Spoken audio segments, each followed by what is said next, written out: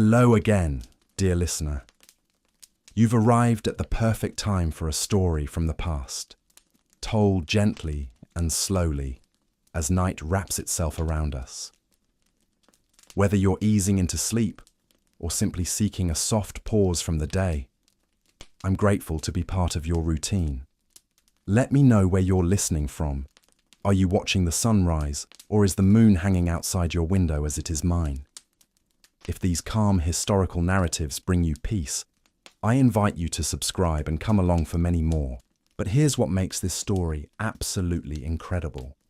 Not only did Berenice successfully overthrow her own father and rule Egypt for 3 years, but she also made decisions that would directly shape the rise of her younger sister Cleopatra. Every power move Cleopatra later made, every alliance she formed, every strategy she used to seduce Julius Caesar and Mark Antony, it all traces back to lessons learned from watching Berenice's dramatic rise and fall. Now, I know what you're thinking. How is it possible that we all know Cleopatra's name, but hardly anyone has heard of Berenice? Well, that's because history is written by the victors, and Berenice's story was deliberately buried by those who came after her. But today, I'm going to uncover the truth about the sister who took Cleopatra's throne. And by the end of this series, you'll understand why Berenice IV might actually be the most fascinating woman in ancient Egyptian history. Let me paint you a picture. The year is 58 BCE. Alexandria, the greatest city in the ancient world, is buzzing with tension. The massive lighthouse towers over a harbour filled with ships from across the Mediterranean. The famous library holds the wisdom of centuries. But inside the royal palace, something sinister is brewing. Ptolemy XII, known as Auletes, or the flute player, sits uneasily on the throne of Egypt. He's not called the flute player because he's musical. No, it's actually a mocking nickname given to him by his own people because they see him as weak, ineffective, a ruler who dances to the tune of Rome rather than commanding respect as a true pharaoh should. And his daughter Berenice is watching. She's in her early 20s, intelligent, ambitious, and absolutely furious with what she sees as her father's betrayal of Egyptian independence. While Ptolemy bows and scrapes before Roman senators, Berenice is quietly building alliances with the most powerful nobles in Alexandria. She's studying the political landscape, learning who can be trusted and who can be bought. But this isn't just a story about political maneuvering. This is deeply personal. Because in the Ptolemaic family, power struggles weren't just about politics, they were about survival. The Ptolemies had ruled Egypt for 3 centuries by this point, ever since Alexander the Great's general Ptolemy claimed the kingdom after Alexander's death. And they had maintained their power through a simple but brutal family tradition. They married their siblings to keep the bloodline pure, and they eliminated anyone who posed a threat to their rule. So when Berenice looks at her father, she doesn't just see a weak king. She sees a man who's endangering the entire dynasty, who's making Egypt vulnerable to Roman conquest, who's betraying everything their ancestors fought to build. And she knows that if she doesn't act, Egypt might lose its independence forever. Now here's where the story gets really interesting. Berenice isn't some naive princess playing at politics. She's been trained from childhood in the art of royal intrigue. The Ptolemaic court was like a masterclass in manipulation, alliance building, and strategic thinking. Every conversation was a chess move, every friendship was potentially a weapon, and every family dinner could be your last. Picture this scene. It's a typical evening in the palace. The royal family is dining together in their private quarters, surrounded by golden statues of their ancestors, and served by dozens of slaves. The room smells of exotic spices and perfumed oils. Ptolemy is discussing his latest negotiations with Roman officials, explaining how he's secured Egypt's position by agreeing to various concessions. But Berenice isn't really listening to his words. She's watching his body language, noting which courtiers nod approvingly and which ones exchange skeptical glances. She's mentally cataloguing who might support her if she were to make a move against him. And sitting across from her is young Cleopatra, probably around 10 years old at this time, observing everything with those famously intelligent eyes. What Cleopatra is witnessing in these moments will shape her entire approach to power. She's learning that in the Ptolemaic family, loyalty is conditional, that strength is respected above all else, and that sometimes the greatest threats come from within your own household. Every lesson Berenice is about to teach through her actions will influence how Cleopatra later handles her own siblings, her own rivals, and her own path to the throne. But let's get back to Berenice's story, because what she's about to do is going to shock everyone, including her father. See, Ptolemy XII has made a critical error. He's underestimated his daughter. He sees her as just another court princess, someone to be married off to secure an alliance when the time comes. He has no idea that she's been systematically building a network of supporters who are just as frustrated with his rule as she is. The breaking point comes when Ptolemy makes a decision that enrages not just Berenice, but much of the Egyptian population. He agrees to help Rome put down a rebellion in Syria, which means sending Egyptian troops to fight and die for Roman interests. This isn't just politically unpopular, it's seen as a betrayal of Egyptian sovereignty. Berenice knows this is her moment. The people are angry, the nobles are restless, and her father has never been weaker. But she also knows that timing is everything. Move too early, and she'll be crushed. Move too late, and the opportunity will pass. She has to strike at exactly the right moment with exactly the right amount of force. What happens next is like something out of a political thriller. Berenice doesn't announce her intentions or send ultimatums. Instead, she moves with the kind of calculated precision that would make Machiavelli proud. She begins by securing the loyalty of key military commanders, promising them wealth and status in her new regime. She reaches out to powerful merchants who control Egypt's trade networks, assuring them that she'll protect their interests better than her father ever could. Most importantly, she gains the support of the Alexandrian mob. In ancient Egypt, the people of Alexandria weren't just passive subjects. They were a political force in their own right, capable of making or breaking rulers through riots, demonstrations, and general civil unrest. Berenice understands that whoever controls Alexandria controls Egypt, and she's determined to win the city's support. Her strategy is brilliant in its simplicity. While her father focuses on pleasing distant Roman officials, Berenice focuses on the people right in front of her. She appears at public festivals.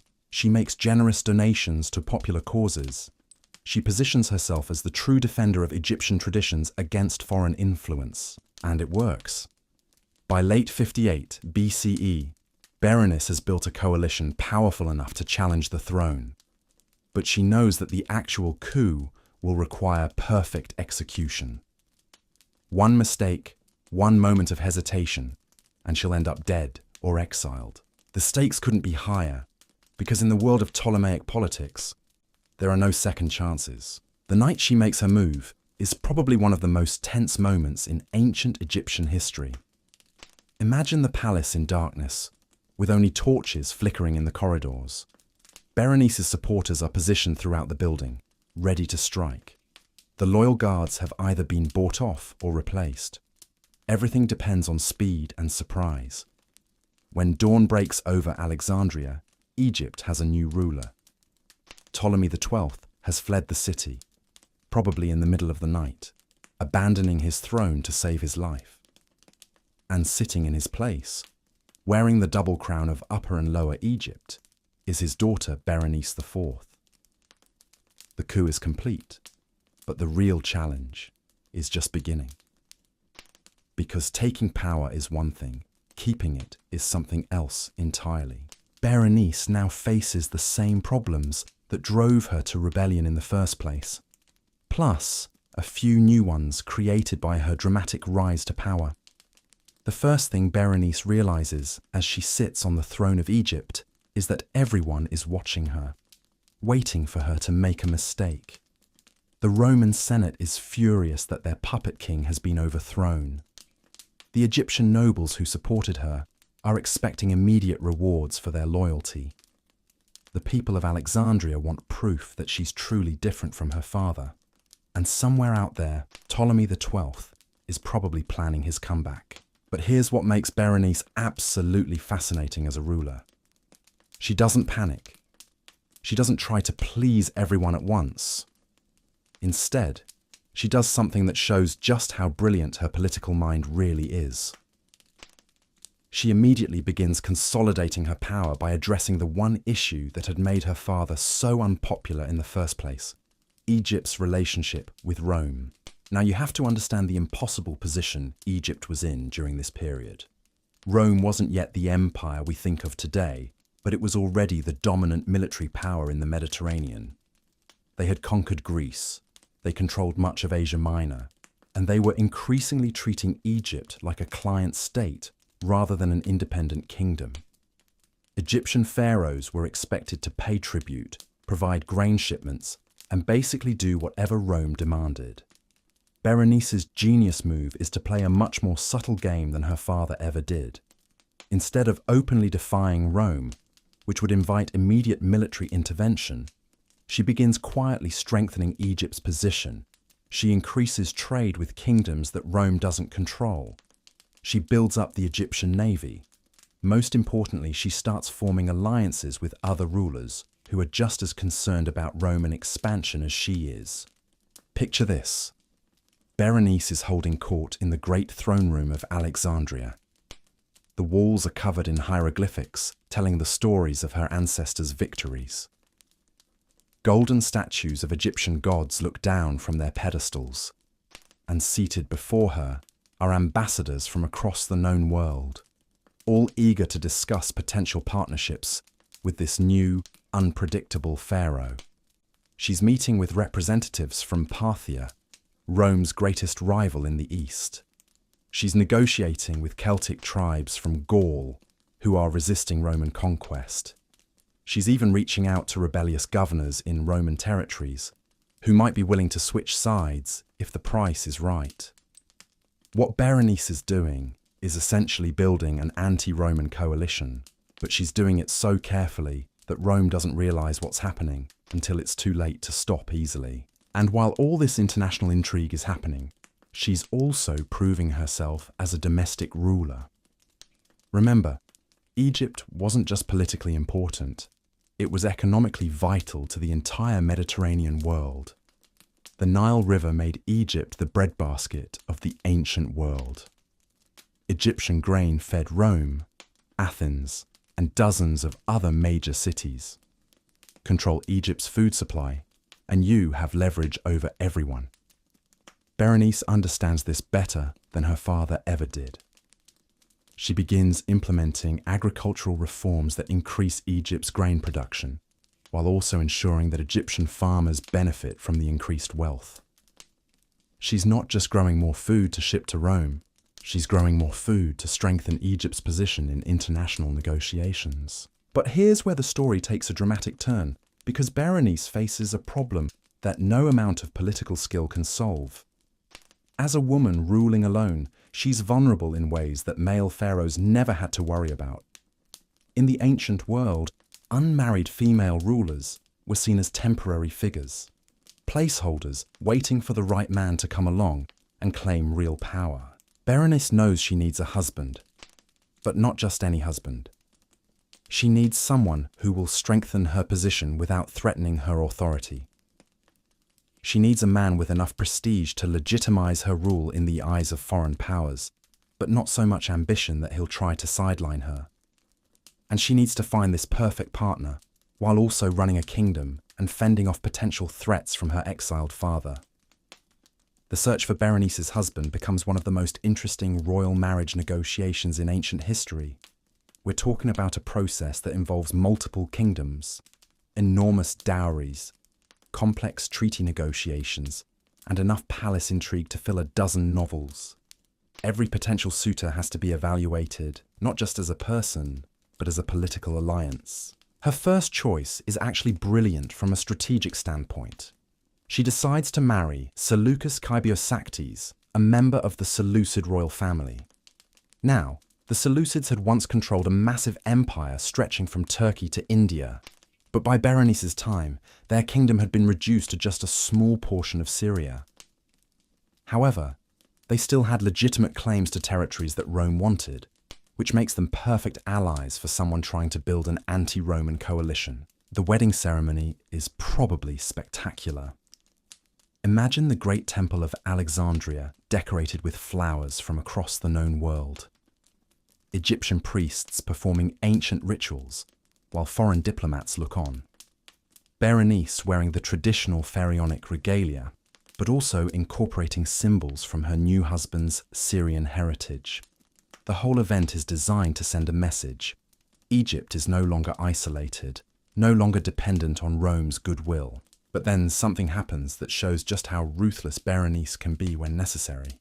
Within days of the wedding, maybe even on the wedding night itself, Seleucus is dead. And it's pretty clear that Berenice ordered his execution. Now, why would she kill her own husband immediately after marrying him? The answer reveals something crucial about Berenice's character and her approach to power.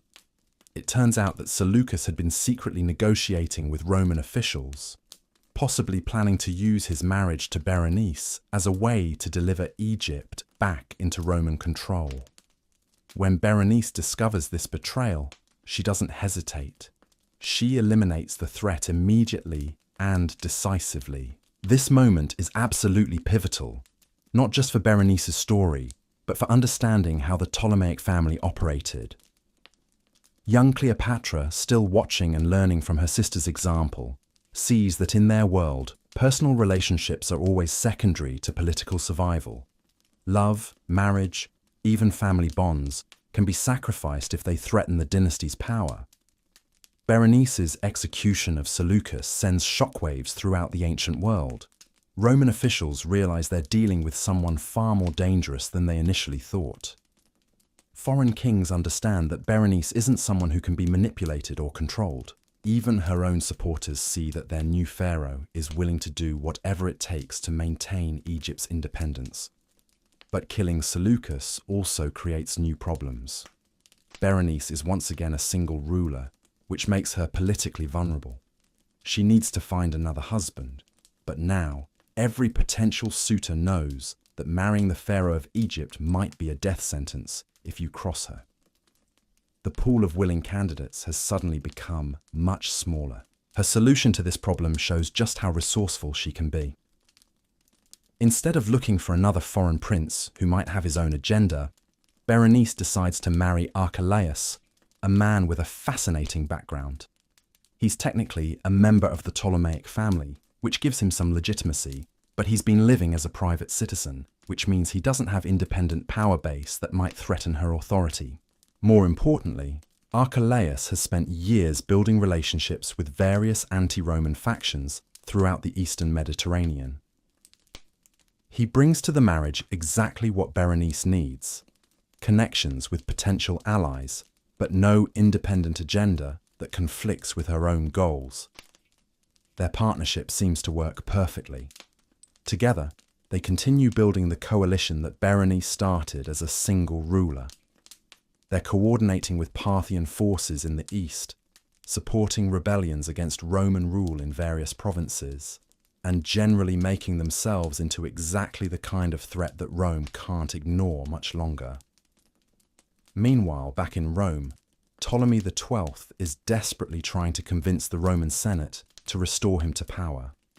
He's promising increased tribute payments, better trade agreements, whatever it takes to get Roman military support for his return. But the Romans are hesitant to get involved in what looks like it could become a very expensive and complicated military campaign. And here's the thing though. Berenice's success is actually making Ptolemy more appealing to the Romans, not less. As long as Egypt had a weak, compliant ruler, Rome could afford to mostly ignore Egyptian politics. But now that Egypt has a strong, independent pharaoh who's actively working against Roman interests, Suddenly restoring the weak ruler starts looking like a much higher priority. The irony is perfect. By proving herself to be an effective leader, Berenice is actually creating the conditions that will eventually lead to her downfall. Every success she achieves, every alliance she builds, every sign of Egyptian strength under her rule, just makes the Romans more determined to replace her with someone they can control. And Ptolemy XII isn't just sitting around waiting for Roman help. He's actively working to undermine his daughter's regime from exile. He's bribing Egyptian officials to switch sides. He's spreading rumors about Berenice's legitimacy. He's even trying to turn her own supporters against her by offering them better deals than whatever they're getting from her. But the most dangerous thing Ptolemy does is something that Berenice probably never sees coming. He begins reaching out to his other children, the ones who stayed in Egypt when he fled. And that includes young Cleopatra, who's been watching this entire power struggle unfold and learning lessons that will shape her own approach to ruling Egypt. The situation becomes even more complex when we realize that Cleopatra, at this point, is around 12 years old. But she's not just any 12-year-old. She's a Ptolemaic princess who's been raised in the most sophisticated political environment in the ancient world. She understands that her father's exile isn't just a family drama. It's a fight for the future of Egypt itself. Now, here's where things get really interesting. Berenice knows that her younger siblings represent potential threats to her rule, but she also knows that eliminating them would be seen as going too far, even by Ptolemaic standards. Instead, she makes a calculated decision that shows just how politically savvy she really is. She keeps them close, but she also starts involving them in her administration. Think about what this means for young Cleopatra. She's essentially getting a masterclass in royal governance from someone who's seized power through pure political skill. Berenice doesn't just let her sit in on council meetings. She actively seeks her input on certain decisions. She's teaching Cleopatra how to read the political currents, how to identify potential allies and enemies, how to project strength even when you're feeling uncertain. But Berenice is also doing something else that's absolutely crucial. She's showing Cleopatra that it's possible for a woman to rule Egypt successfully without being dependent on male relatives or foreign powers.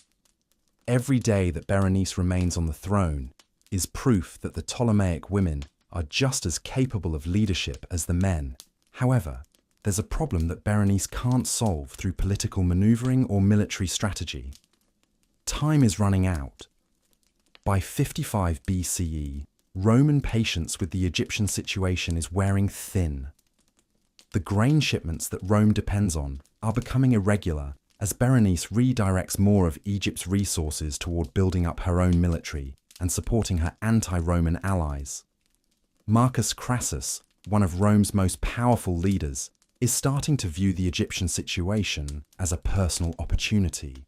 He sees that whoever successfully restores Ptolemy XII will earn not just the gratitude of a pharaoh, but also control over Egypt's incredible wealth. And Crassus is exactly the kind of Roman leader who's willing to use military force to get what he wants. At the same time, Berenice is facing challenges from within Egypt that she didn't anticipate. Some of the nobles who supported her coup are becoming impatient with her anti-Roman policies. They're worried that her confrontational approach is going to bring Roman legions marching into Egypt, which would be disastrous for everyone involved. Picture this scene. It's late at night in the palace, and Berenice is meeting with her most trusted advisors. The room is lit by oil lamps, and you can hear the distant sounds of Alexandria's nightlife through the windows. But the atmosphere in the room is tense, because they're discussing intelligence reports that suggest Ptolemy XII has finally secured Roman backing for his return. Her military commander is explaining that Roman forces are already gathering in Syria, just a few days' march from Egypt's borders. Her treasurer is reporting that several major Egyptian cities are showing signs of wavering loyalty, probably because local officials are hedging their bets in case Ptolemy returns. And her spy master is delivering the most disturbing news of all.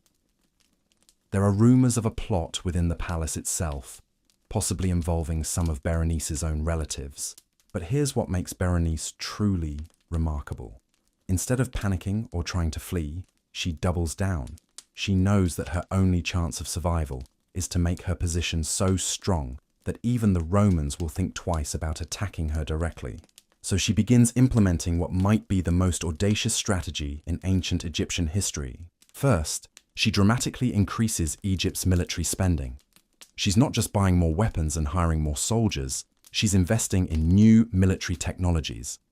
Egyptian engineers start working on improved siege engines, better naval vessels, more effective fortifications around key cities. She's essentially trying to modernize Egypt's military capabilities in a matter of months. Second, she accelerates her diplomatic outreach to anti-Roman forces throughout the Mediterranean. She sends envoys to Gallic tribes who are fighting Julius Caesar in the north. She offers military support to Parthian forces who are planning attacks on Roman territories in the east. She even reaches out to pirates and rebels who might be willing to disrupt Roman supply lines. Most importantly, she begins what can only be described as a propaganda war. Berenice understands that the battle for Egypt isn't just going to be fought with swords and spears. It's going to be fought for the hearts and minds of the Egyptian people. So she launches a campaign to present herself not just as a legitimate pharaoh, but as the defender of Egyptian independence against foreign domination. The propaganda is sophisticated and multifaceted.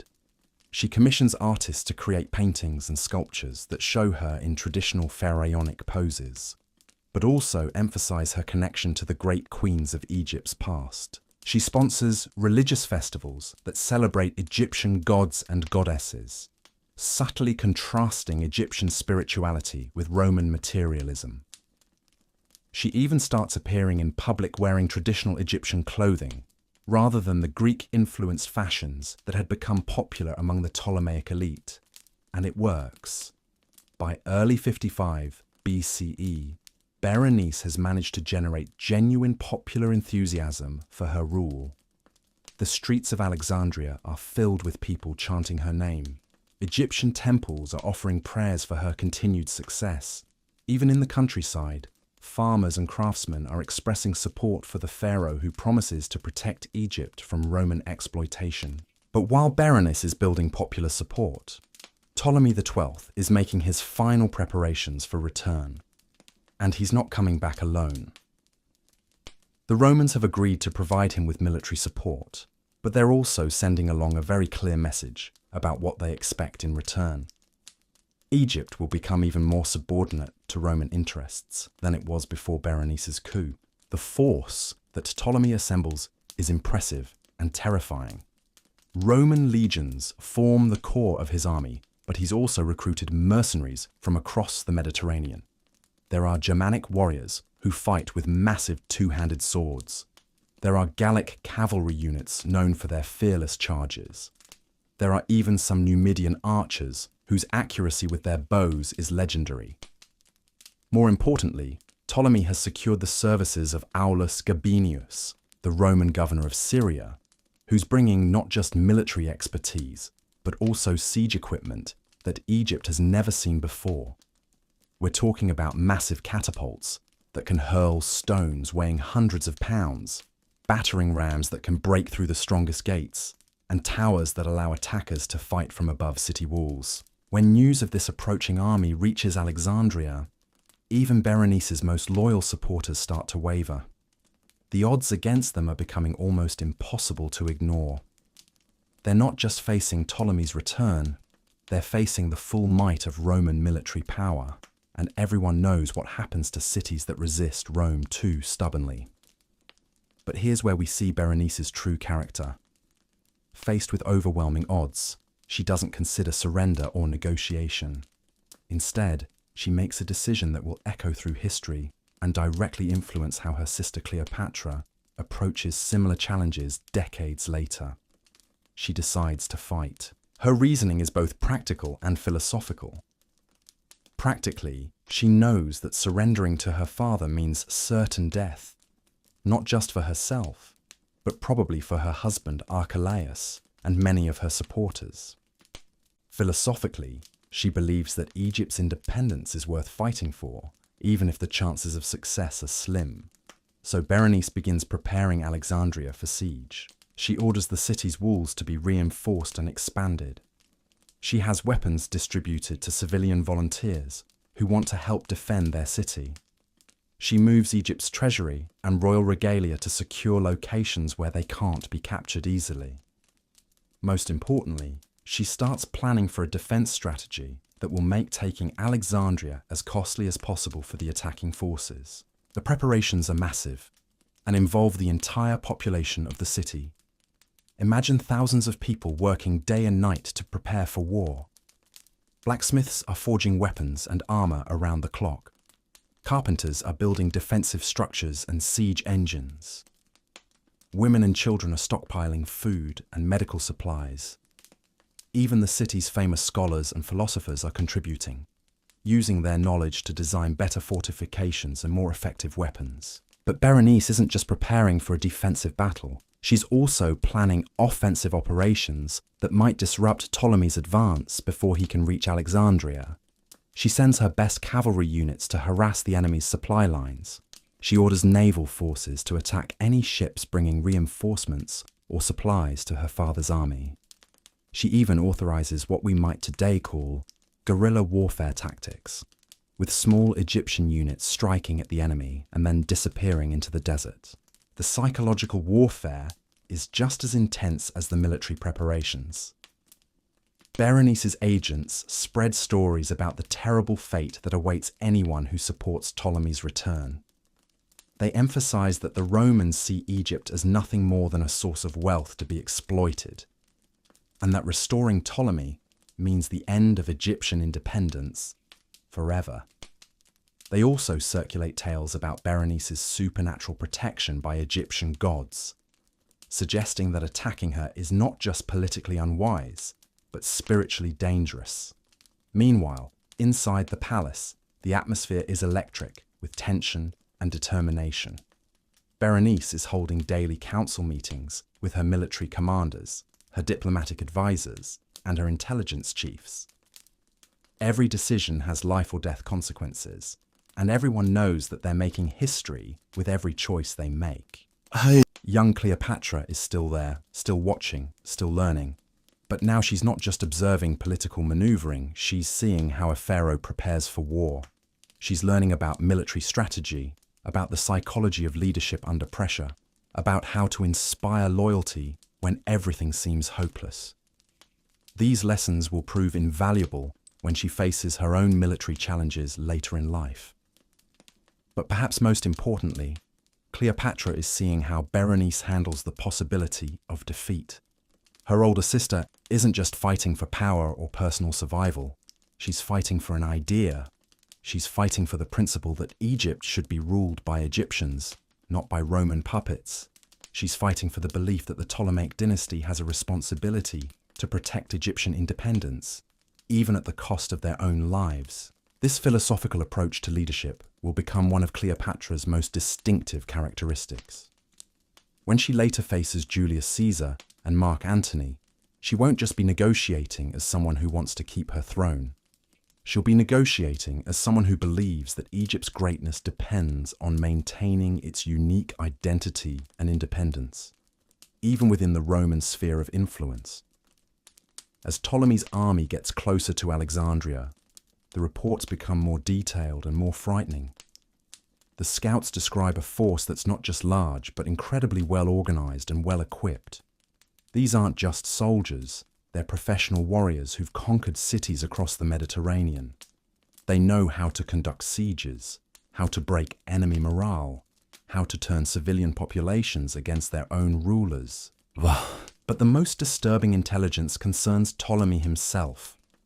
The man who fled Alexandria in the middle of the night 3 years earlier is not the same person who's now approaching with a Roman army. Exile has hardened him, made him more ruthless and more determined. He's no longer the weak flute player that his daughter overthrew. He's become someone willing to destroy parts of Egypt in order to reclaim his throne.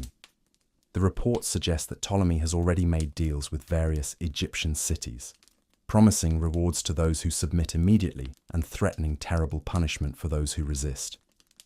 He's not just planning to restore the old order, he's planning to create a new system where Egyptian independence is permanently subordinated to Roman interests. Berenice knows that this is her final test. Everything she's accomplished over the past 3 years, every alliance she's built, every reform she's implemented, every moment of Egyptian pride she's restored, it all comes down to the next few weeks. Either she'll prove that Egypt can defend itself against foreign domination, or she'll become a cautionary tale about the dangers of defying Rome. The first skirmishes begin while Ptolemy's main force is still days away from Alexandria. Berenice's cavalry units clash with advanced Roman scouts in the desert outside the city. The fighting is fierce but inconclusive, with both sides claiming victory while actually learning about their enemy's capabilities and tactics. What becomes clear from these early encounters is that this isn't going to be a quick or easy campaign for either side. Berenice's forces are fighting with the desperation of people defending their homeland, while Ptolemy's army has the confidence and experience of professional soldiers who've never known defeat. The collision between these two forces is going to be spectacular and devastating, but there's another factor that nobody fully anticipated. The Egyptian people themselves are becoming active participants in this conflict in ways that go beyond simple military service. Farmers are destroying their own crops rather than let them fall into Roman hands. Merchants are hiding their goods or smuggling them out of areas that might be occupied. Even priests are taking sides, with some temples offering sanctuary to Berenice's supporters, while others prepare to welcome Ptolemy's return.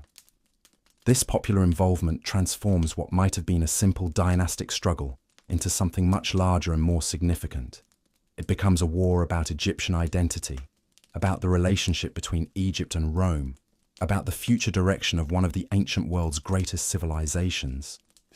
And at the center of it all is Berenice, no longer just a rebellious princess or an ambitious usurper, but a symbol of Egyptian resistance to foreign domination. Whether she wins or loses, whether she lives or dies, her 3-year reign has already changed Egypt forever. She's proven that the Ptolemaic women can rule as effectively as the men. She's demonstrated that Egypt can stand up to Roman pressure. And she's shown that sometimes the most important battles are fought not for personal gain, but for principles and ideals. The stage is set for one of the most dramatic confrontations in ancient history, a battle that will determine not just who rules Egypt, but what kind of country Egypt will become. And watching it all, learning from every moment, is young Cleopatra, absorbing lessons that will shape her own legendary career as the last pharaoh of Egypt. But as winter turns to spring in 55 BCE, something unexpected happens that changes everything. Just when it seems like the final confrontation is inevitable, Berenice receives intelligence that makes her blood run cold. Her spies report that Ptolemy isn't just bringing Roman soldiers to Egypt. He's bringing something far worse. A detailed list of everyone who supported her coup, everyone who helped her stay in power, everyone who ever showed her the slightest loyalty. The message is clear. This isn't going to be a traditional restoration where the losing side faces exile or imprisonment. Ptolemy is planning what we would today call a purge. He intends to systematically eliminate not just Berenice herself, but hundreds, possibly thousands of Egyptians who dared to support her vision of an independent Egypt. Picture the moment when Berenice learns this news. She's standing in her private chambers, overlooking the harbour of Alexandria. The room is filled with maps showing the positions of various military units, scrolls containing diplomatic correspondence, and reports from spies throughout the Mediterranean. But now, spread across her desk, is a document that changes everything. A copy of her father's death list. Reading through the names, Berenice sees people who trusted her, who believed in her cause, who sacrificed their own safety to support Egyptian independence. There are military commanders who chose her over her father. There are merchants who provided financial backing for her regime. There are scholars and priests who legitimized her rule through their public support. And now all of these people are going to die because they believed in her. This is the moment that transforms Berenice from a political leader into something else entirely. She's no longer just fighting for her own survival or even for her right to rule Egypt. She's fighting for the lives of everyone who ever showed her loyalty.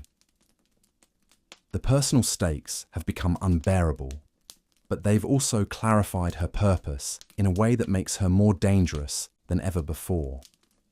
Her response to this discovery reveals something crucial about her character.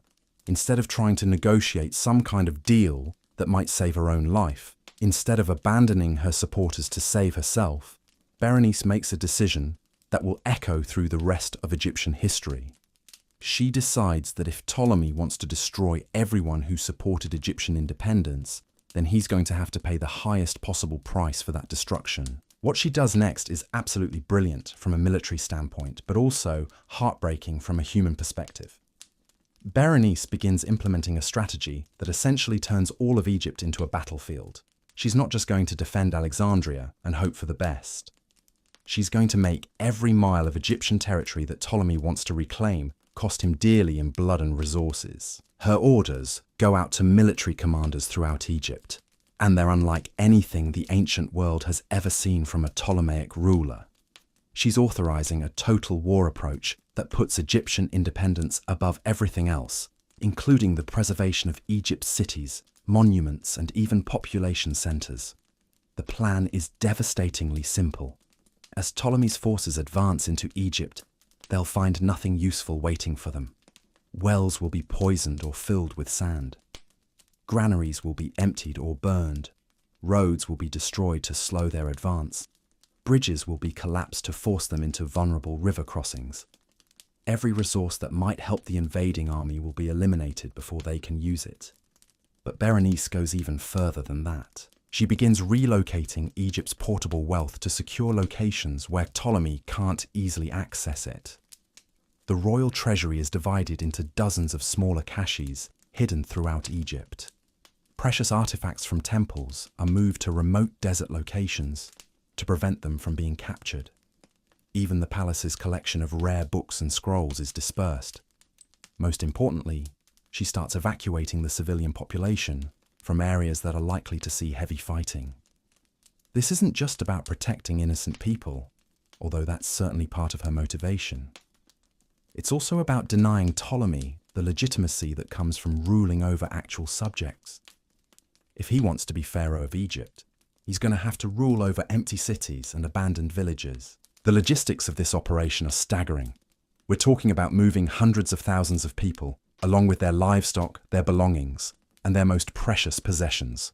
Entire communities are packing up everything they own and traveling to designated safe areas, usually in southern Egypt, where Berenice's control is strongest. Picture the roads leading south from Alexandria during these weeks. They're crowded with families carrying everything they can manage, driving herds of cattle and goats, loading donkeys and camels with household goods.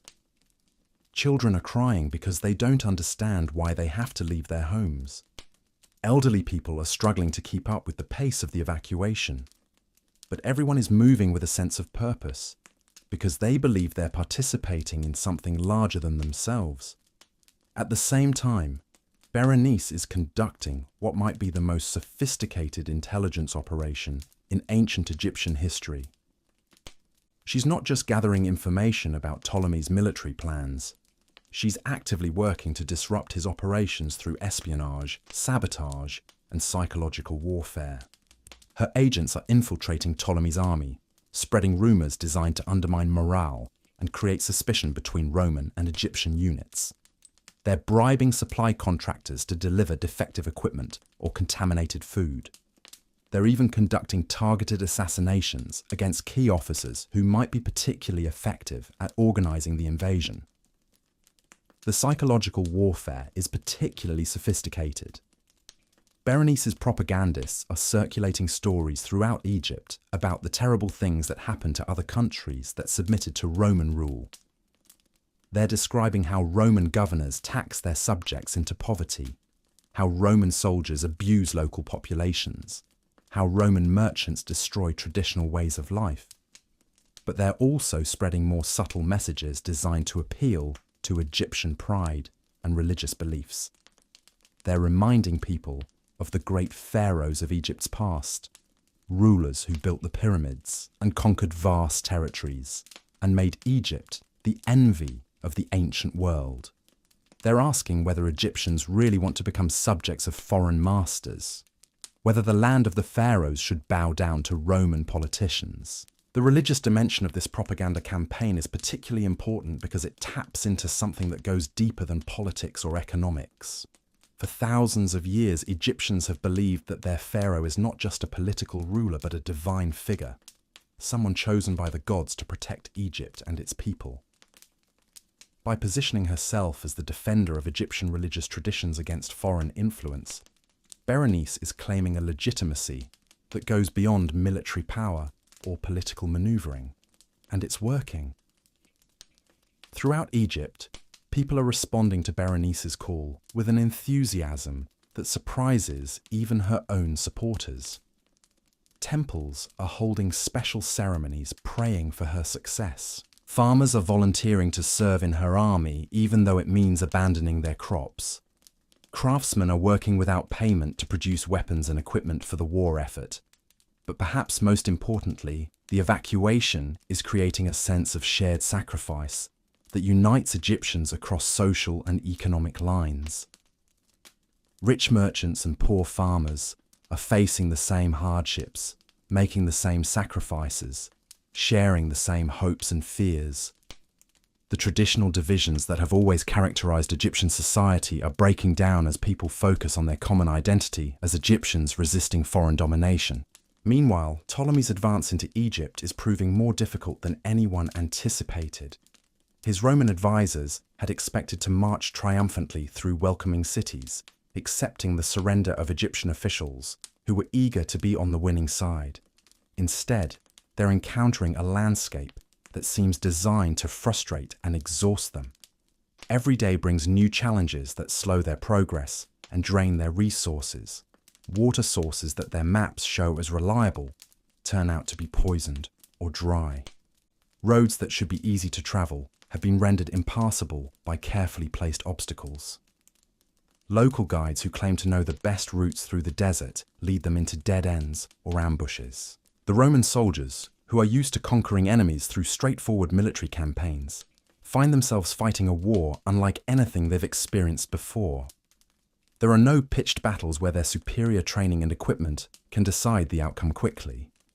Instead, there's constant harassment by small Egyptian units that attack and then disappear into terrain they know better than any foreign invader ever could. The psychological impact on Ptolemy's forces is severe. These are professional soldiers who pride themselves on their efficiency and their ability to impose Roman order on chaotic foreign territories. But Egypt, under Berenice's leadership, isn't behaving like other countries they've conquered. It's not collapsing into internal divisions that Romans can exploit.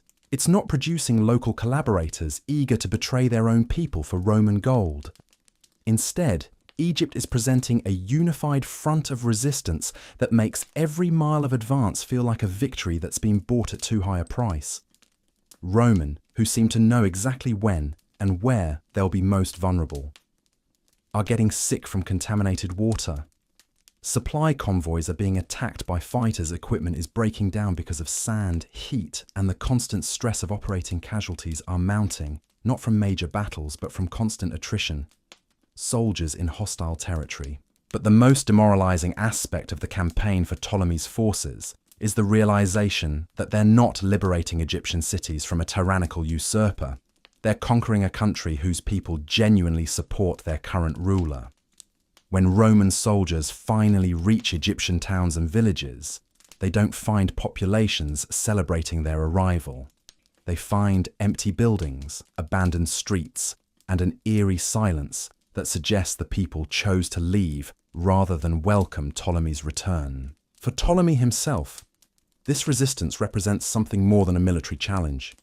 It's a personal rejection that cuts deeper than any political setback he's ever experienced. These are his own people, subjects he ruled for years before his daughter's coup. and they're choosing her over him. They're choosing the uncertainty of war over the security of submission to his Roman-backed restoration.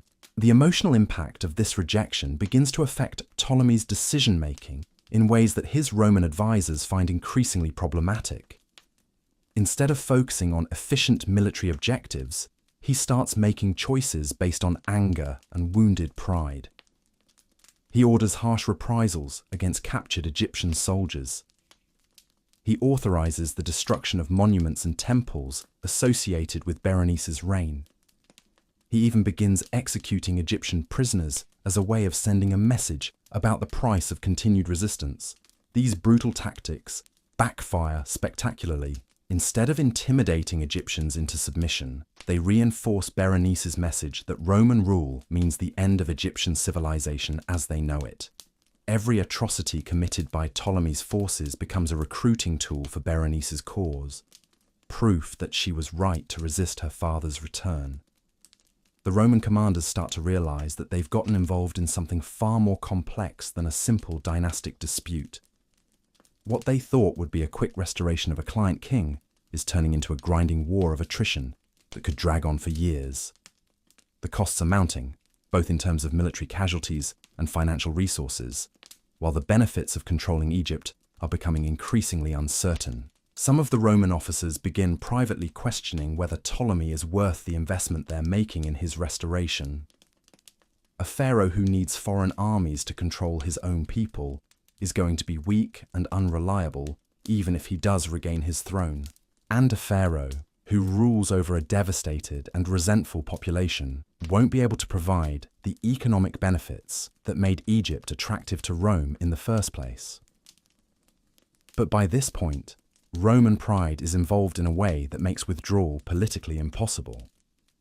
They've committed significant military resources to Ptolemy's campaign, and abandoning him now would send a message throughout the Mediterranean that Rome can be defeated by determined local resistance.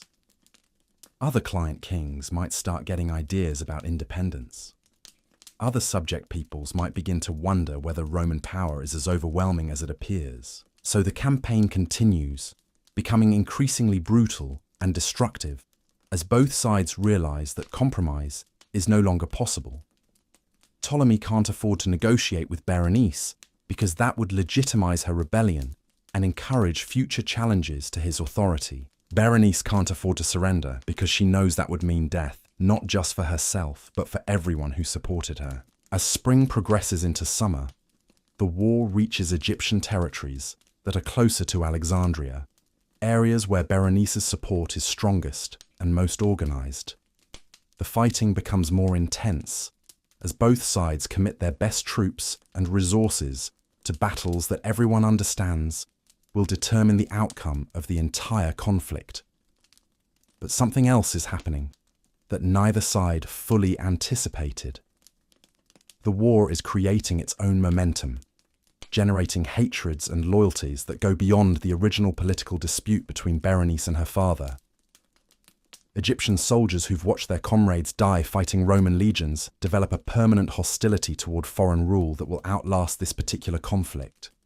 Roman soldiers who've lost friends to Egyptian ambushes and guerrilla attacks develop a contempt for Egyptian independence that will influence Roman policy for generations.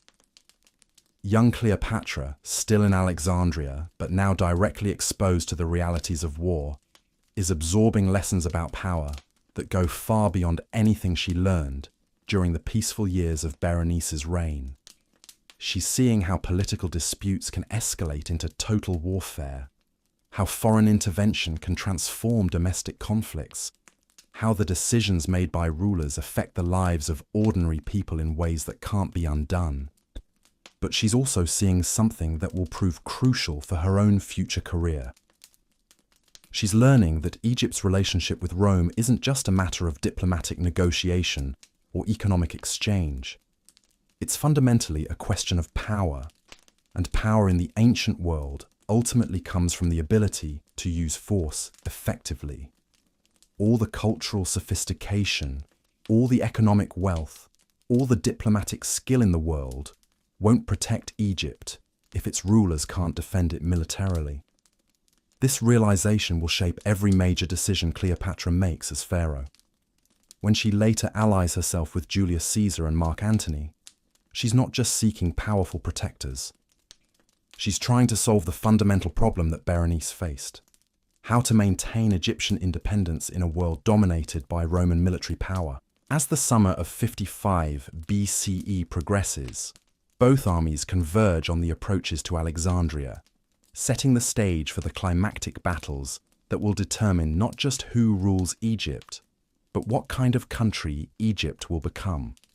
The city that has been the center of learning and culture for the ancient world is about to become a battlefield where the future of one of history's greatest civilizations will be decided. The preparations inside Alexandria are unlike anything the city has ever seen.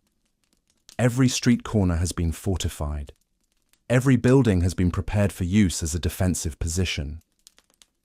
The famous lighthouse that guides ships into the harbor has been equipped with military signaling equipment. Even the grate into a command center for core library, the repository of human knowledge, has been turned, innating the city's defense. But the most remarkable aspect of Alexandria's preparation is the enthusiasm of its civilian population. These aren't just subjects obeying orders from their ruler. These are people who believe they're fighting for something worth dying for.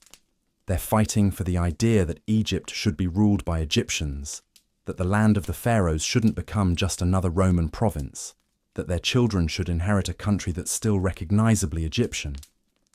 The atmosphere in the city is electric with tension, determination, and something that can only be described as patriotic fervor. In the markets, vendors are selling food to soldiers at cost or giving it away entirely. In the workshops, craftsmen are producing weapons and armor around the clock. In the temples, priests are conducting ceremonies, asking the gods to protect Egypt and its people. And in the palace, Berenice is making her final preparations for what she knows will be the defining moment of her life. She's not just preparing to defend a city or even a throne. She's preparing to defend an idea, a vision of what Egypt can be if it remains true to itself and refuses to surrender its independence to foreign masters. The battle for Alexandria is about to begin, and with it, the final chapter of Berenice's extraordinary story. But win or lose, live or die, she's already changed Egypt forever. She's proven that the Ptolemaic dynasty can produce rulers who put Egyptian interests above personal survival. She's demonstrated that Egypt can resist even Roman pressure if its people are united behind a leader they believe in. Most importantly, she's provided young Cleopatra with a template for how to rule Egypt with dignity, courage, and an uncompromising commitment to Egyptian greatness. Every lesson Cleopatra learned from watching Berenice will influence her own legendary career as the last pharaoh of Egypt, the woman who would captivate Julius Caesar and Mark Antony while fighting her own battles to preserve Egyptian independence in an increasingly Roman world. The stage is set for the most dramatic siege in Egyptian history, a confrontation that will echo through the centuries and inspire future generations of leaders who refuse to surrender their principles, even when faced with overwhelming odds. The siege of Alexandria begins not with the clash of armies, but with something far more terrifying: silence. For 3 days, Ptolemy's forces simply surround the city, setting up their camps just beyond arrow range, letting the psychological pressure build. Roman engineers work methodically, constructing the massive siege engines that will soon rain destruction on Egypt's greatest city. But it's the waiting, the knowing that death is coming, but not knowing exactly when, that tests the nerves of even Alexandria's most determined defenders. Berenice uses these 3 days brilliantly. While her enemies prepare their war machines, she's conducting what might be the most sophisticated psychological operation in ancient military history. Every night, small groups of Egyptian soldiers slip out of the city under cover of darkness. They're not launching attacks, they're delivering messages, personal messages to individual soldiers in Ptolemy's army. reminding them that they're Egyptians fighting against other Egyptians, that they're helping foreigners conquer their own homeland. Picture this. A Roman centurion is making his rounds through the camp when he discovers one of his Egyptian auxiliary soldiers reading a papyrus scroll by torchlight. The message is simple, but devastating. It's from the soldier's brother, who's fighting with Berenice inside Alexandria. The letter describes the man's children, mentions his wife by name, talks about the farm they grew up on together. Then it asks a single question that cuts to the heart of everything. When the Romans are finished using us to conquer our own country, what do you think they'll do with us then? These messages are working. Desertion rates among Egyptian units in Ptolemy's army start climbing dramatically. But more importantly, the remaining Egyptian soldiers become unreliable in ways that Roman commanders find increasingly problematic. They're slow to follow orders, quick to retreat from officers, start to realize they have a serious problem. They in the brutal tactics that siege warfare demands. The Roman dangerous positions, reluctant to participate, came to Egypt expecting to fight Berenice's army, but they're discovering that they're actually fighting the Egyptian people themselves. And fighting infinitely more difficult than fighting an army that can be defeated in a population that doesn't want to be conquered is a decisive battle. But Ptolemy himself is past the point of rational calculation. The 3 years of exile, the humiliation of depending on foreign armies, the rejection by his own people, it's all combined to create something approaching madness. When his Roman advisors suggest that would allow both sides to save face, his that he might want to negotiate some kind of settlement suggestions.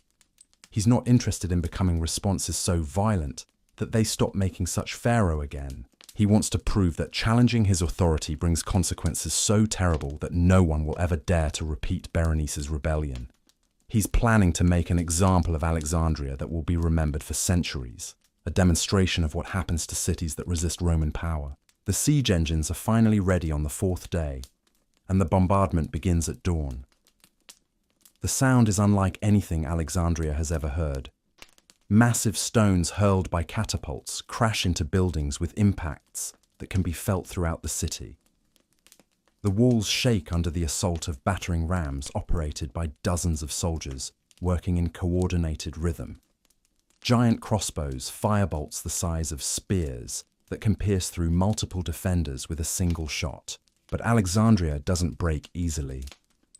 The city's defenses have been prepared with the kind of desperate ingenuity that only comes from knowing you're fighting for survival. Every stone thrown by Roman catapults is immediately collected by teams of Egyptian workers, who carry it to their own defensive positions. Buildings that are damaged by the bombardment are quickly converted into improvised fortresses that are actually harder to attack than the original structures. Most impressively, the Alexandrians have turned their famous intellectual culture into a military asset. The scholars and philosophers who normally spend their time debating abstract questions are now applying their analytical skills to practical problems of warfare. They're calculating the optimal angles for defensive catapults, designing new types of fortifications based on mathematical principles, even developing improved medical techniques for treating wounded soldiers. The Great Library itself becomes a center for military innovation. Texts on engineering, mathematics, and natural philosophy that were written centuries earlier are suddenly being used to solve immediate tactical problems. Ancient Greek treatises on siege warfare are being consulted alongside Egyptian records of successful defensive campaigns. The accumulated knowledge of centuries is being mobilized in service of Alexandria. Cleopatra finds herself in effort, not just as an observer, but as an active participant. Her, the middle of this intellectual war's survival. Young teach her about literature and philosophy are now involving tutors, the same scholars who normally her in discussions about military strategy and resource management.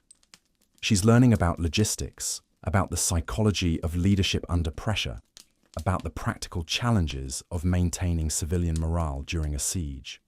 But she's also learning something more subtle and more important. She's discovering that leadership isn't just about giving orders or making speeches.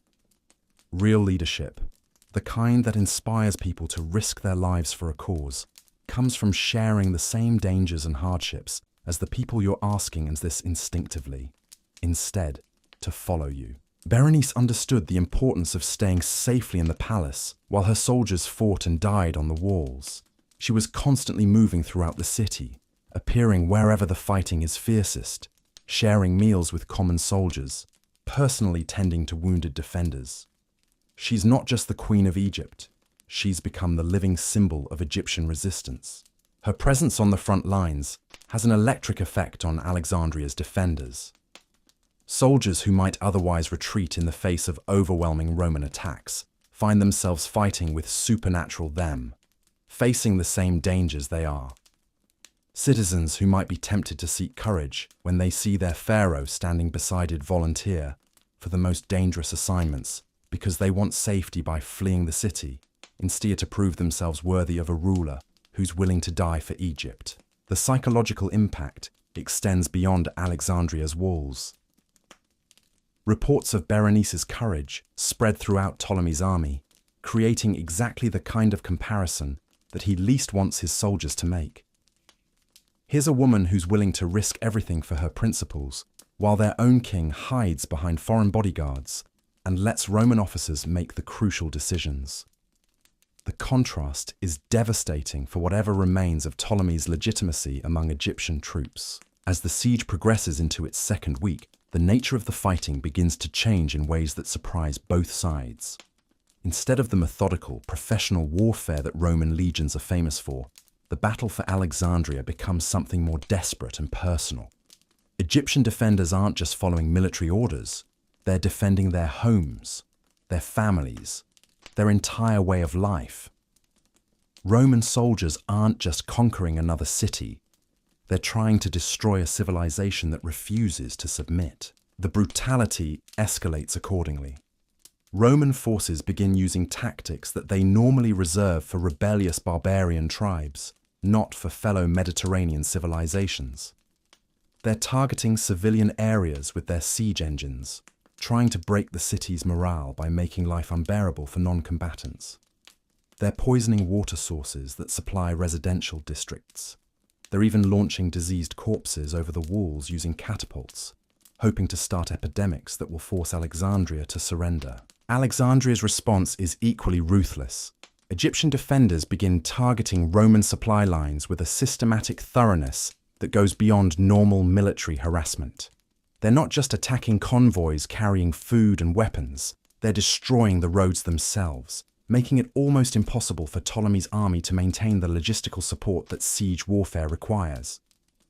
They're also conducting targeted assassinations of Roman officers, eliminating the experienced leaders who know how to coordinate complex military operations. But the most effective Egyptian tactic is something that demonstrates just how completely Berenice has transformed Alexandria into a unified community of resistance.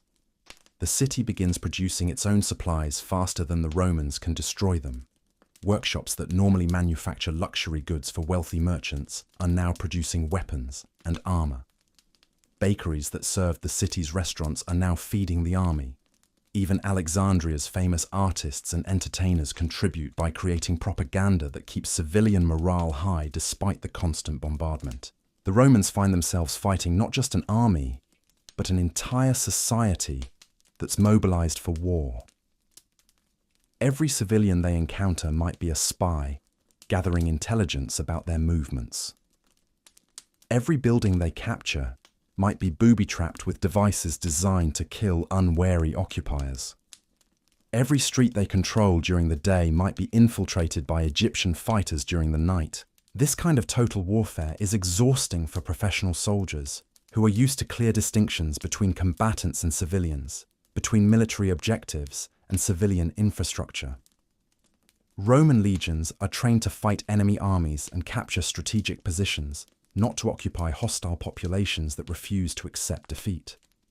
The psychological stress begins to show in increased incidents of indiscipline, unauthorized violence against prisoners, and growing tensions between Roman officers and their Egyptian auxiliaries. The siege reaches a turning point during its third week, when Berenice makes a decision that transforms the entire character of the conflict. Intelligence reports suggest that Ptolemy is planning a massive assault that will involve simultaneous attacks on multiple sections of Alexandria's walls. The Roman plan is to overwhelm the city's defenders by forcing them to spread their forces too thin to maintain effective resistance at any single point. Berenice's response to this intelligence is audacious beyond anything her enemies anticipated. Instead of trying to defend every part of Alexandria's perimeter, she decides to abandon the outer sections of the city entirely. She orders a controlled retreat that concentrates all of her forces in Alexandria's inner districts, around the palace, the library, and the harbour. But this isn't a desperate last stand by a defeated army. It's a calculated strategy designed to turn Alexandria's urban geography into a weapon against the invading forces. By withdrawing to the city centre, Berenice is forcing the Romans to fight in an environment where their numerical superiority and siege equipment become less effective. The narrow streets and dense building patterns of inner Alexandria favour defenders who know the terrain intimately over attackers who are unfamiliar with the city's layout. More importantly, the withdrawal allows Berenice to implement the final phase of her scorched earth strategy. As Egyptian forces pull back from the outer districts, they systematically destroy everything that might be useful to the occupying army. Wells are filled with rubble, granaries are burned, even the sewage systems are sabotaged to create health hazards for anyone trying to use the abandoned buildings. The Romans find themselves in possession of empty ruins rather than a conquered city. They control Alexandria's outer walls, but those walls now protect nothing worth having. They've captured districts full of buildings, but those buildings have been stripped of everything valuable and rendered uninhabitable. Most frustratingly, they're no closer to achieving their actual objective, which is forcing Berenice to surrender and restoring Ptolemy to undisputed control of Egypt. The urban warfare that follows is unlike anything the ancient world has ever seen. Roman soldiers advance through Alexandria's streets, only to find themselves trapped in carefully prepared killing zones, where Egyptian archers can attack from hidden positions in upper-story windows. Egyptian fighters use their knowledge of the city's underground passages and rooftop connections to appear and disappear like ghosts, striking at Roman patrols and then vanishing before reinforcements can arrive. The fighting becomes intensely personal in ways that traditional battlefield combat never achieves. Roman soldiers and Egyptian defenders recognize each other as individuals, learn each other's tactics and preferences, develop the kind of intimate hatred that only comes from prolonged close-quarters combat. Every street corner becomes a contested battlefield. Every building becomes a potential fortress. Every day brings new casualties from an enemy that seems to be everywhere and nowhere. An aspect of this urban warfare is how at the same time. But the most remarkable affects the civilian population. Instead of fleeing from the fighting or trying to stay neutral, Alexandria's non-combatants become active participants in the resistance. Merchants provide supplies to Egyptian fighters and refuse to sell anything to Roman soldiers. Women and children serve as messengers and spies, carrying information through parts of the city that Roman patrols can't safely enter. Even elderly people contribute by maintaining the hidden supply caches and safe houses that allow the resistance to continue functioning despite constant pressure from occupying forces. This level of popular participation in warfare is unprecedented in the ancient Mediterranean world. Most cities that face siege either surrender quickly to avoid destruction or rely on their professional soldiers to conduct the defense while civilians wait passively for the Berenice's leadership outcome. Alexandria underrepresents something entirely new, an entire urban population that's chosen to fight rather than submit, regardless of the personal cost. The psychological impact on Roman forces is severe and cumulative. These are soldiers who joined the legions expecting to win glory through decisive victories over foreign enemies. Instead, they find themselves involved in a grinding urban conflict, where victory seems to require killing every single person in one of the ancient world's greatest cities.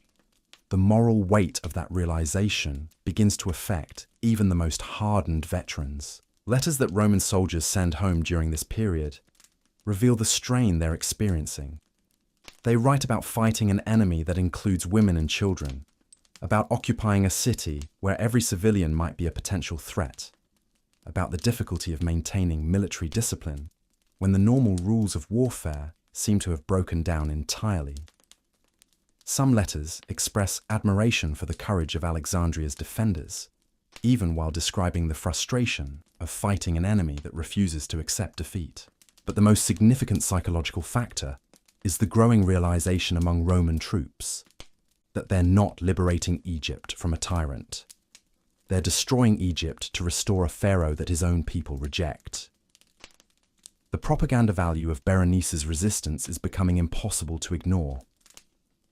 Here's a woman who's chosen to die rather than submit to foreign domination, while the man they're fighting to restore owes his power entirely to foreign military supports. As the siege enters its fourth week, supply problems begin to affect both armies in ways that transform the strategic situation. Ptolemy's forces are discovering that maintaining a large army in a hostile territory is far more expensive and complicated than their Roman advisors had anticipated. The constant harassment of supply convoys means that food, water, and military equipment arrive irregularly and in smaller quantities than needed. Soldiers are going hungry, weapons are breaking down without adequate replacement parts, and medical supplies are running dangerously low. But Alexandria's situation is even more precarious. The city's normal sources of food and fresh water have been cut off by the siege, and the concentrated population in the inner districts is straining the available resources beyond their limits. Berenice's advisors begin presenting her with increasingly grim reports about how long the city can continue to hold out before starvation forces a surrender. Her response to these reports reveals something crucial about her character and her approach to leadership.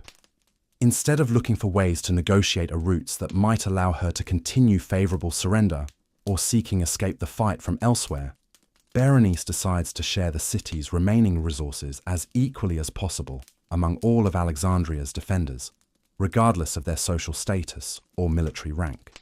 Picture this scene: the royal dining hall, where Ptolemaic pharaohs have feasted in luxury for 3 centuries, is now serving the same simple rations that are available to common soldiers and ordinary civilians. Berenice sits at the head table, not because she's eating better food than anyone else, but because she wants everyone to see that their queen is facing the same hardships they are. This gesture has an enormous impact on Alexandria's morale. In a world where social hierarchy is usually maintained even during the most desperate circumstances, Berenice's willingness to share her subjects' suffering demonstrates a kind of leadership that inspires genuine devotion rather than mere obedience. Soldiers who might otherwise consider desertion or surrender choose to stay and fight because they don't want to abandon a ruler who's proven herself worthy of their sacrifice. The psychological warfare continues, even as the military situation becomes increasingly desperate. Berenice's agents continue to infiltrate Ptolemy's camps, but now their messages focus on the contrast between her behavior and his. While she shares her soldiers' dangers and deprivations, he remains safely behind Roman lines, protected by foreign bodyguards, eating food that's been shipped from Rome while Egyptian troops go hungry. These comparisons are particularly effective because they tap into cultural values that go beyond immediate political loyalties. In Egyptian tradition, a true pharaoh is supposed to be the protector and provider for his people, someone who puts their welfare above his own comfort and safety.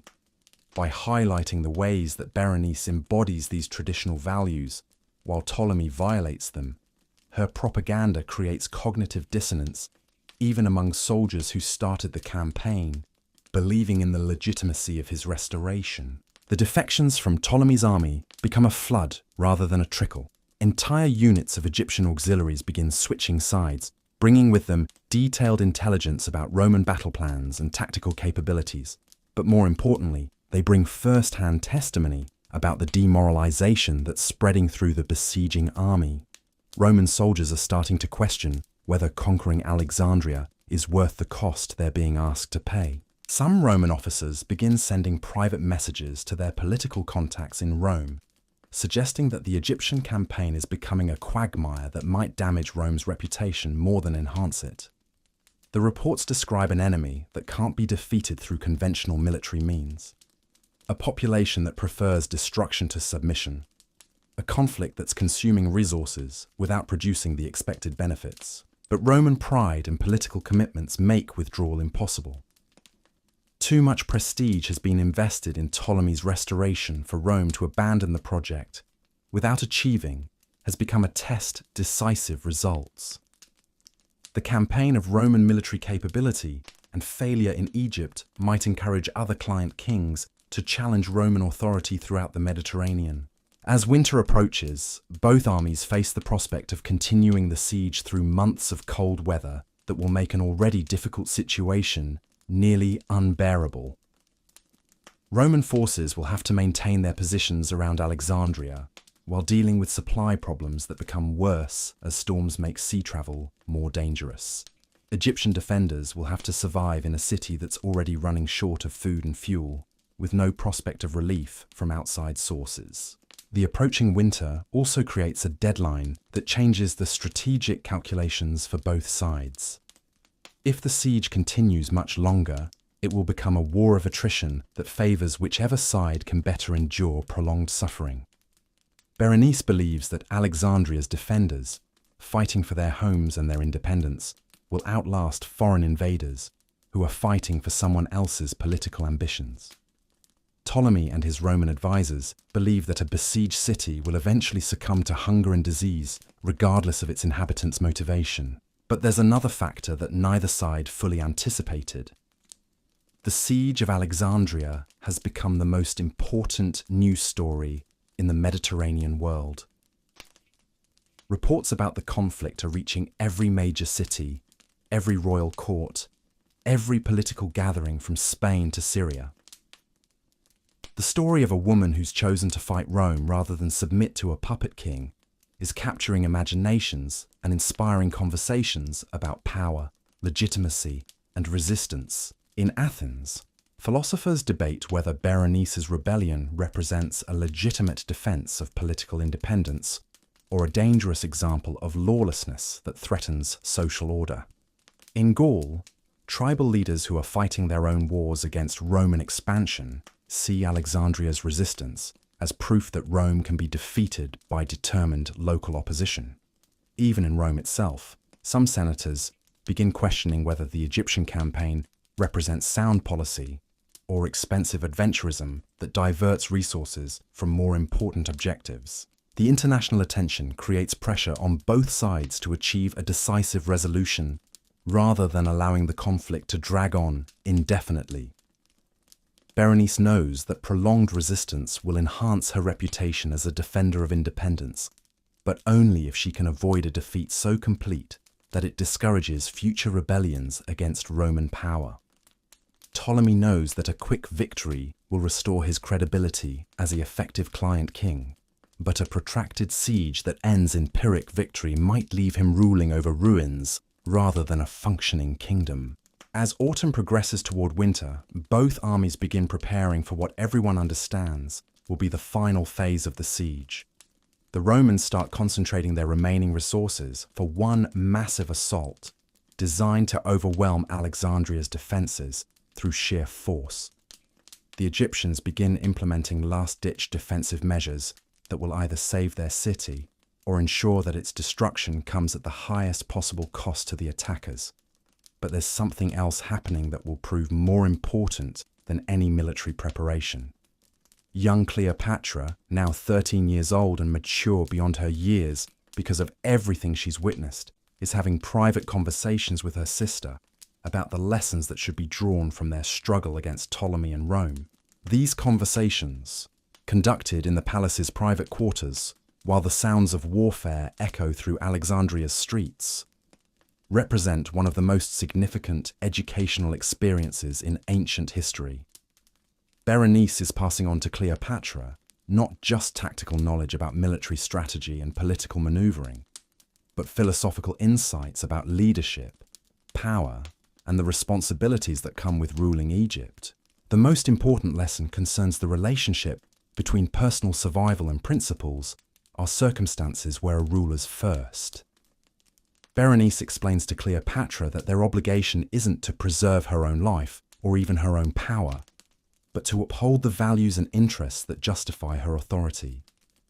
A pharaoh who saves herself by betraying Egypt's independence might survive physically, but she'll have destroyed everything that makes her worth following. But Berenice also discusses the practical realities of power in a world dominated by Roman military strength. She acknowledges that Egypt can't simply ignore Rome or pretend that Roman interests don't matter. The challenge for future Egyptian rulers will be finding ways to maintain Egyptian identity and autonomy while operating within the constraints imposed by Roman hegemony. These conversations provide Cleopatra with a framework for thinking about the dilemmas she'll face during her own reign. When she later negotiates with Julius Caesar and Mark Antony, she'll be applying lessons learned from watching Berenice's struggle against impossible odds. When she makes her own choices about when to compromise and when to resist, she'll be guided by principles that were forged in the crucible of Alexandria's siege. The winter of 55 to 54 BCE becomes a time of preparation and anticipation, as both sides marshal their remaining strength for the climactic battles that will determine Egypt's future. Inside Alexandria, Berenice continues to demonstrate the kind of leadership that transforms ordinary people into heroes willing to die for a cause they believe in. Outside the walls, Ptolemy and his Roman allies prepare for assaults that will either restore his authority or destroy the city that represents everything he's lost. But win or lose, live or die, Berenice has already achieved something that will outlast any immediate military outcome. She's proven that Egypt can produce rulers who embody the ancient pharaonic ideal of putting their kingdom's welfare above their own survival. She's demonstrated that even Roman power has limits when it encounters populations that refuse to accept foreign domination. Most importantly, she's provided her younger sister with an education in leadership that will influence Egyptian history for generations to come. The stage is set for the final act of Berenice's remarkable story, a confrontation that will echo through history as one of the most dramatic examples of courage in the face of impossible odds.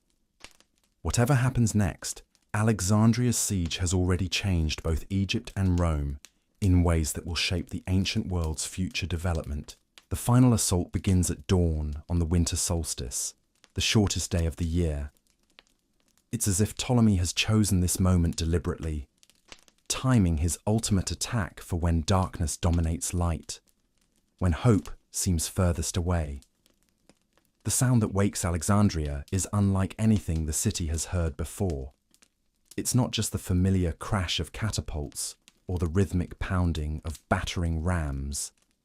It's the coordinated roar of the largest military operation the ancient world has ever seen directed against a single city. Roman engineers constructing siege towers that rise higher than Alexandria have spent weeks preparing for this moment. As walls, building covered approaches that allow soldiers to advance while protected from defensive fire, even diverting water sources to create muddy conditions that will make positions. Every lesson learned from previous siege warfare, it harder for defenders to move quickly between threats, has been applied to the problem of conquering Alexandria. But Berenice has been preparing too. The past months of urban warfare have taught her things about defensive strategy that no military manual could ever contain. She's learned that the key to surviving overwhelming odds isn't trying to match your enemy's strength. It's forcing them to fight on terms that neutralize their advantages. And Alexandria's narrow streets, complex building patterns, and maze-like underground passages represent the perfect environment for that kind of defensive warfare. Picture the scene as the Roman assault begins. Thousands of soldiers advance across the ground between their siege camps and Alexandria's walls, their shields locked together in the famous testudo formation that's conquered cities across the Mediterranean. Behind them, massive siege engines hurl stones and fire arrows at defensive positions. Above them, The winter sky is dark with smoke from burning buildings, and the dust kicked up by marching feet. But inside Alexandria, something extraordinary is happening. Instead of the panic and confusion that usually accompanies such overwhelming attacks, the city's defenders are moving with the kind of coordinated precision that comes from months of preparation and absolute commitment to their cause. Every person knows exactly what they're supposed to do, exactly where they're supposed to be, exactly how their individual actions contribute to the city's overall defensive strategy. Berenice herself is everywhere at once, appearing at critical moments to rally defenders who might otherwise break under the pressure, personally directing counterattacks that exploit weaknesses in Roman formations, even fighting hand-to-hand when enemy soldiers breach the walls. She's not ordinary people into heroes willing to die for something just commanding the battle. She's embodying the spirit of resistance that transforms larger than themselves. The fighting is incredibly brutal and personal. Roman soldiers who've spent months frustrated by an enemy they can never quite pin down finally have the chance to engage in the kind of direct combat they understand. But they discover that Alexandria's defenders aren't just fighting for military objectives. They're fighting for their homes, their families, their entire way of life. The intensity of that motivation creates a kind of desperate courage that Roman training and discipline struggle to overcome. Street by street, building by building, sometimes room by room, the battle progresses into Alexandria's inner districts. Roman forces advance because their numbers and equipment give them no choice but to eventually overwhelm defensive positions. But every advance costs them dearly, and every position they capture has been stripped of everything useful before they arrive functioning city. The most devastating aspect of they're conquering ruins rather than a Roman assault isn't the military casualties, though those are enormous. It's the systematic destruction of Alexandria's cultural treasures. Buildings that house centuries of accumulated knowledge are being burned. Artworks that represent the pinnacle of ancient craftsmanship are being smashed or looted. The Great Library itself, the repository of human learning that draws scholars from across the known world, becomes a battlefield where priceless scrolls are trampled underfoot by soldiers focused on killing each other. Young Cleopatra witnesses this destruction with the kind of horror that will shape her entire approach to preserving Egyptian civilization. She's watching Roman soldiers use ancient papyrus scrolls as fuel for their cooking fires. She's seeing statues of Egyptian gods being broken apart to clear fields of fire for military equipment. She's learning that warfare isn't just about political control. It's about the survival of everything that makes a civilization worth defending. But she's also seeing something else that's equally important for her future development as a leader. She's watching how Berenice maintains her dignity and her principles even as everything she's fought to protect crumbles around her. Her older sister isn't becoming bitter or desperated. She's becoming more focused as defeat becomes inevitable. Instead, on ensuring that her resistance means something, that the example she's setting will inspire future generations of Egyptians who face similar challenges. The siege reaches its climax when Roman forces finally break through Alexandria's inner defenses and begin fighting their way toward the royal palace itself. This is the moment that Berenice has been preparing for throughout the entire campaign, the final test of her commitment to the principles that drove her to rebellion in the first place. Her advisors present her with options that might still allow her to escape. There are ships in the harbour that could carry her to safety in other kingdoms where she might build support for a future attempt to reclaim Egypt. There are even some Roman officers who might be willing to negotiate terms that would spare her life in exchange for a formal surrender that legitimizes Ptolemy's restoration. But Berenice rejects all of these possibilities. She's not interested in survival if it means abandoning the people who've sacrificed everything to support her cause. She's not willing to flee Egypt and spend the rest of her life as an exile dependent on foreign charity. Most importantly, she understands that how she faces defeat will determine what lessons future Egyptians draw from her rebellion. Her decision transforms the final hours of Alexandria's siege into something that transcends military history and becomes legend. Instead of trying to escape or negotiate, Berenice chooses to make her last stand in the throne room of the palace, surrounded by the symbols of pharaonic authority that she's fought to preserve. She's going to die as she lived during her 3 years as pharaoh, as the legitimate ruler of Egypt, defending her kingdom against foreign invaders. The throne room battle is like something out of an epic poem. Picture the scene. Berenice stands before the golden throne of Egypt, wearing the traditional regalia of the pharaohs, holding the ceremonial weapons that symbolize her authority over Upper and Lower Egypt. Around her are the last of Alexandria's defenders, men and women who've chosen to stay with their queen rather than flee or surrender. The room is lit by torches that cast dancing shadows on walls, covered with hieroglyphic inscriptions, telling the stories of Egypt's greatest rulers. When Roman soldiers finally break down the doors and pour into the throne room, they find themselves facing not a defeated enemy begging for mercy, but a pharaoh of Egypt prepared to die with dignity. The fighting is fierce but brief. Berenice and her final supporters are overwhelmed by sheer numbers, but they make the Romans pay for every step forward, every life taken, every symbol of Egyptian independence they destroy. Berenice's death is both an ending and a beginning. It marks the end of her remarkable 3-year reign, the conclusion of Egypt's last serious attempt to break free from Roman influence during this period. But it also represents the beginning of a legend that will inspire Egyptian resistance to foreign domination for centuries to come. She dies not as a failed rebel, but as a martyr for Egyptian independence. The immediate aftermath of Alexandria's fall is everything that Berenice predicted it would be. Ptolemy XII returns to his throne, but he's no longer the same man who fled Egypt 3 years earlier. The experience of depending on foreign armies to reclaim his own kingdom has left him bitter, paranoid, and ruthlessly determined to prevent any future challenges to his authority. His first act upon returning to power is exactly what Berenice expected: a systematic purge of everyone who supported her rebellion.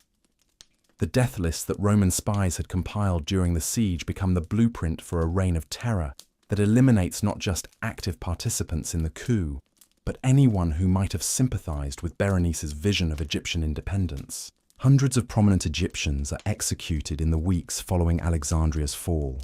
Military commanders who served Berenice faithfully are crucified as traitors. Merchants who provided financial support for her regime have their property confiscated and their families exiled. Even priests who conducted religious ceremonies legitimizing her rule are removed from their positions and replaced with clergy loyal to Ptolemy. But the purges create exactly the opposite effect from what Ptolemy intended. Instead of intimidating potential rebels into submission, the mass executions convince many Egyptians that their restored pharaoh is nothing more than a Roman puppet who's willing to murder his own people to maintain power. The legitimacy that Ptolemy hoped to restore through military victory is undermined by the brutality he uses to enforce that victory. Young Cleopatra watches these purges with the same careful attention she's given to every other aspect of the conflict between her father and her sister. She's learning that political victory isn't just about winning battles or eliminating enemies.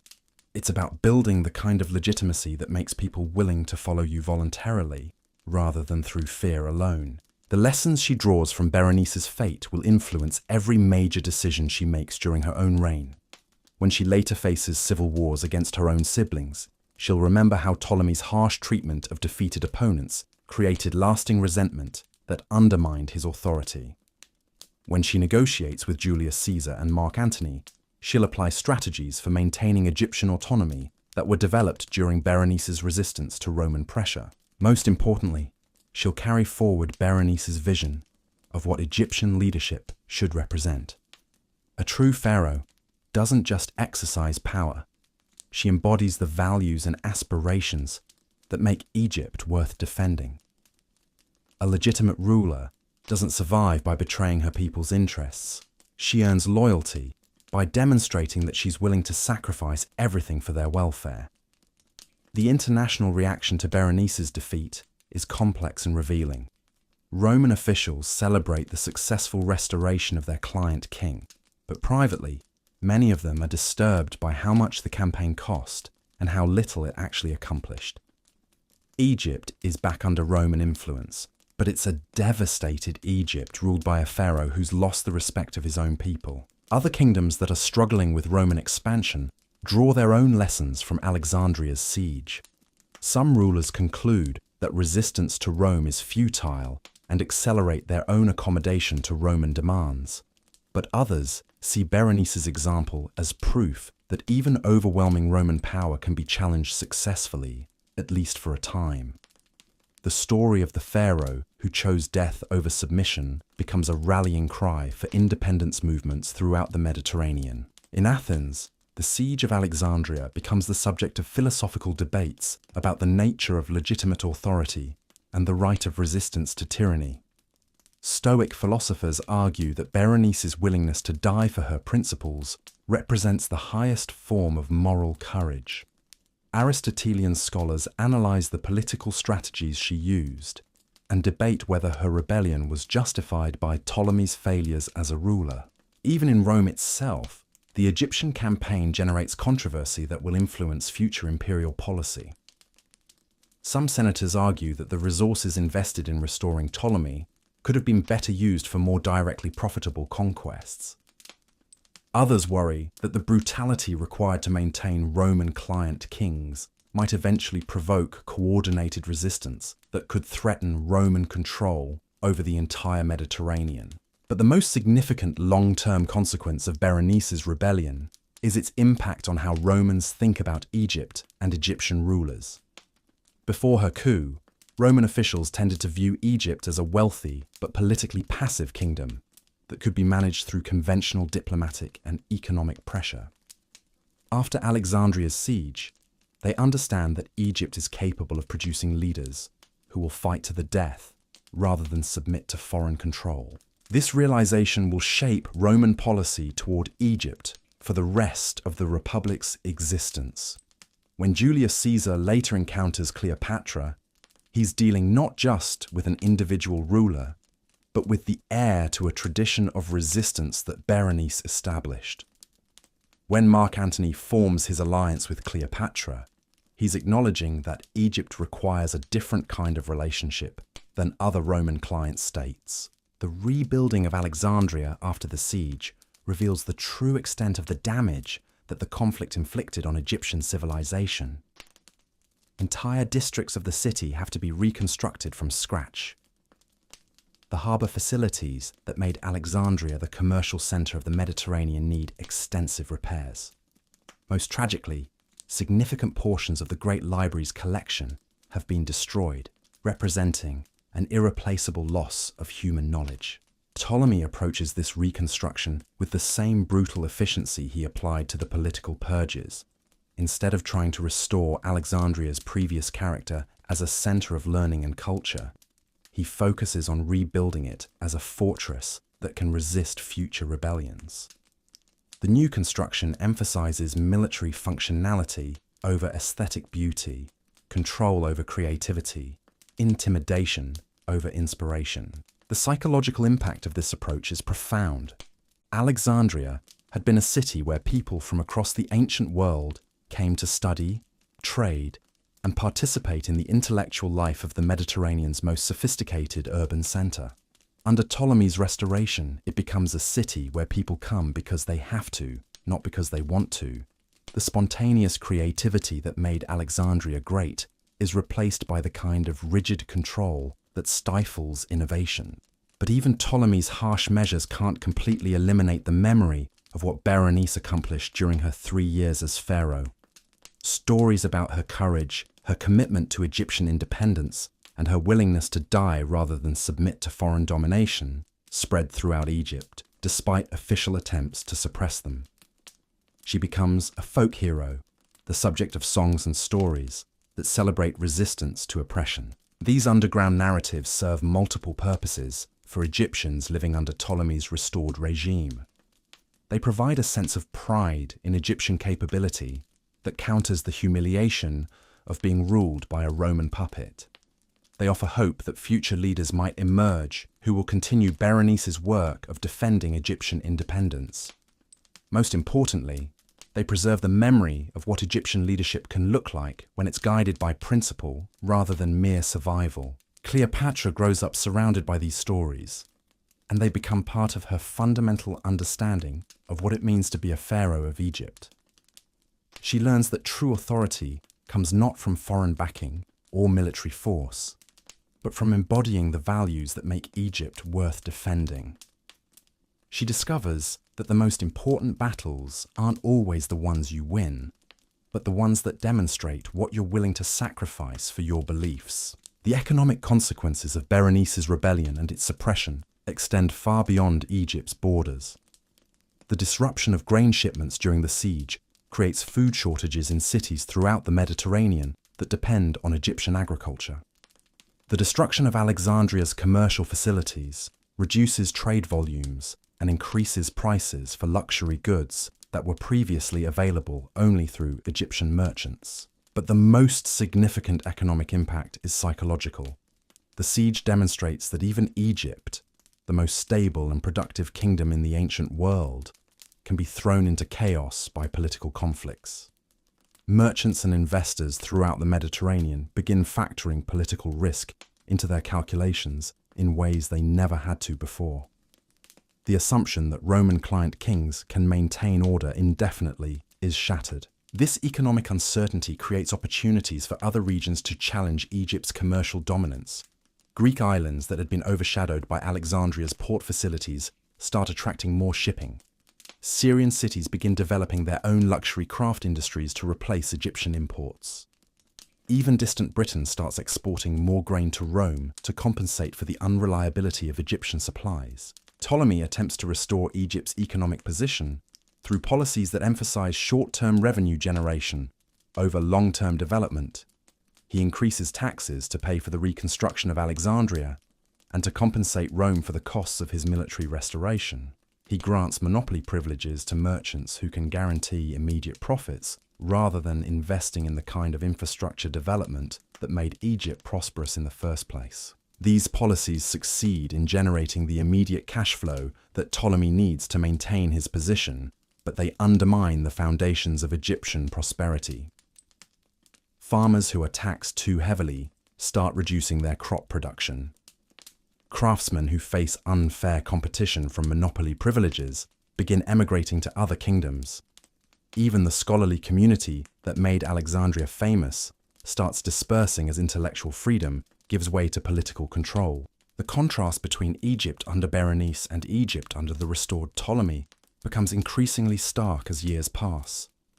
During her 3-year reign, Egypt had been poor in terms of immediate resources because so much wealth was invested in military resistance, but rich in terms of popular enthusiasm and cultural creativity. Under Ptolemy's restoration, Egypt becomes wealthy in terms of tribute payments to Rome, but impoverished in terms of the spirit that made Egyptian civilization distinctive. Cleopatra observes these changes with the analytical mind that will later make her one of history's most effective rulers. She's learning that economic policy isn't just about generating revenue, it's about creating the conditions that allow a civilization to flourish over the long term. She sees how Berenice's investments in popular support and military capability, though expensive in the short run, created genuine strength that lasted even after her defeat. The religious dimensions of Berenice's legacy proved to be among the most enduring aspects of her impact on Egyptian society. During her reign, she had emphasized the connection between pharaonic authority and traditional Egyptian religious practices, presenting herself as the defender of ancient gods against foreign influences. This religious nationalism continues to resonate with ordinary Egyptians long after her death. Priests who supported Berenice may have been removed from their official positions, but they continue to influence Egyptian religious life through informal networks that operate outside Ptolemy's direct control. Temple ceremonies that celebrate Egyptian independence become coded remembrances of Berenice's resistance. Religious festivals that traditionally honor pharaonic authority become opportunities to contrast legitimate rulership with foreign-backed tyranny.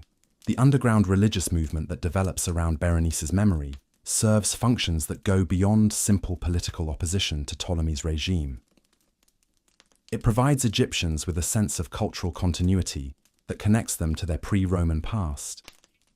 It offers a framework for understanding current suffering as part of a larger struggle between Egyptian values and foreign oppression.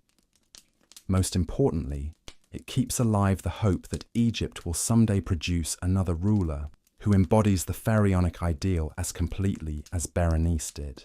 These religious undercurrents will prove crucial for Cleopatra's later success in winning popular support for her own reign. When she presents herself as the reincarnation of the goddess Isis, she's tapping into a tradition of religious nationalism that Berenice established. When she emphasizes her commitment to traditional Egyptian values, she's appealing to sentiments that were crystallized during her sister's resistance to Roman domination.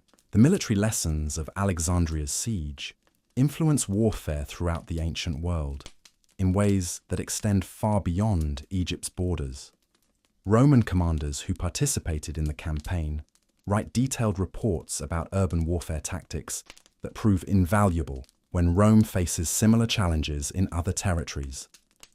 The siege techniques developed for conquering Alexandria are later applied to rebellious cities in Gaul, Germany, and other frontier regions. But the defensive innovations pioneered by Berenice's forces also spread to other resistance movements. The strategies she used for conducting urban warfare against superior enemy forces become models for other leaders who face Roman expansion. The psychological warfare techniques she employed to maintain popular support during desperate circumstances are copied by rebels throughout the Mediterranean. Most importantly, Alexandria's siege establishes new standards for what constitutes acceptable behavior during warfare between civilized peoples. The brutality displayed by both sides, the deliberate targeting of civilian populations, the destruction of cultural treasures, all of these represent departures from traditional Mediterranean military practices that will have lasting consequences for how future wars are conducted. The precedent established by Ptolemy's use of foreign armies against his own people becomes particularly significant. Other Roman client kings begin requesting military assistance to deal with domestic opposition, leading to increased Roman military involvement in the internal affairs of nominally independent kingdoms. The distinction between Roman provinces and Roman client states becomes increasingly meaningless as local rulers become dependent on Roman force to maintain their authority. This militarization of politics throughout the Roman sphere of influence creates exactly the kind of instability that Berenice had warned against.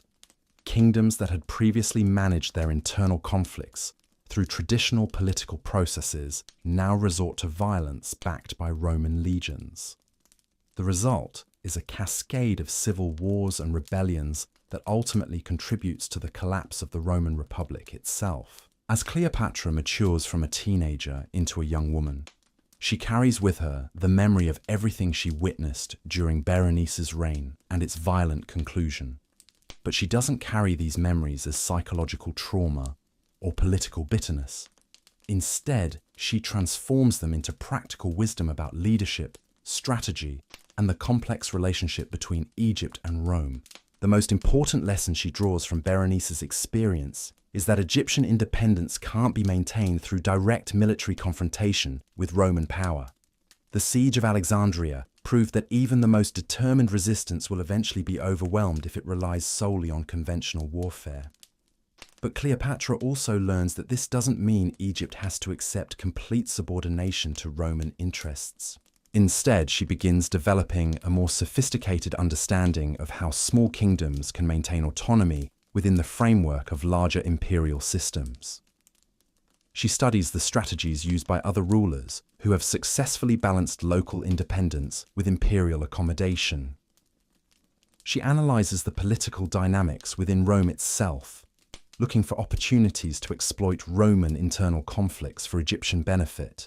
But perhaps most importantly, she absorbs Berenice's fundamental insight about the relationship between personal integrity and political effectiveness. A ruler who's willing to betray her own principles for short-term advantage will eventually lose the respect that makes leadership possible. A pharaoh who puts her own survival above Egypt's welfare will discover that survival without honor isn't worth achieving. This philosophical foundation will guide every major decision Cleopatra makes during her own legendary career. When she chooses to ally with Julius Caesar, she's not just seeking Roman protection, she's implementing a strategy for preserving Egyptian autonomy that was conceived during the siege of Alexandria. When she later supports Mark Antony against Octavian, she's continuing the struggle for Egyptian independence that Berenice began. The winter that follows Alexandria's fall is the harshest in living memory, as if nature itself is mourning the destruction of one of the ancient world's greatest cities. Snow falls in Egypt for the first time in decades. The Nile's annual flood is unusually weak, reducing agricultural productivity just when the kingdom needs maximum economic recovery.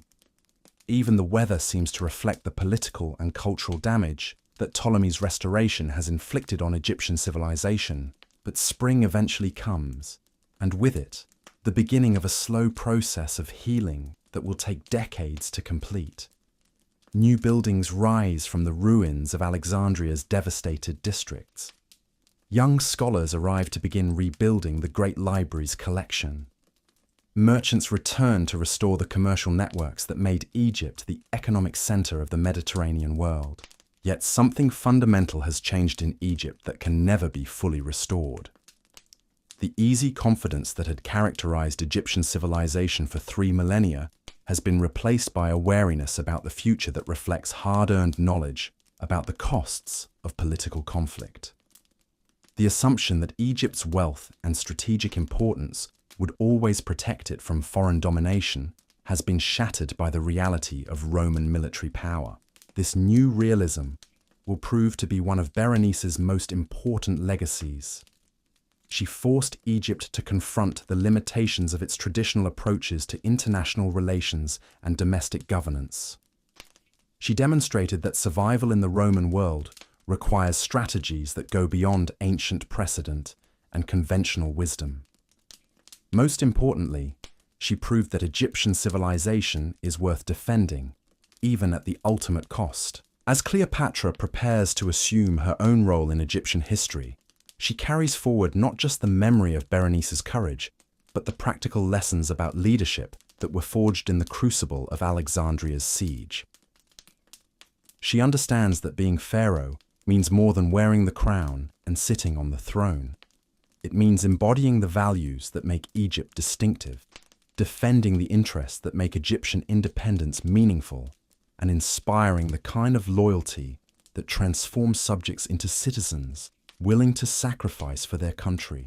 The story of Berenice IV ends with her death in Alexandria's throne room, but her influence on Egyptian history is just beginning.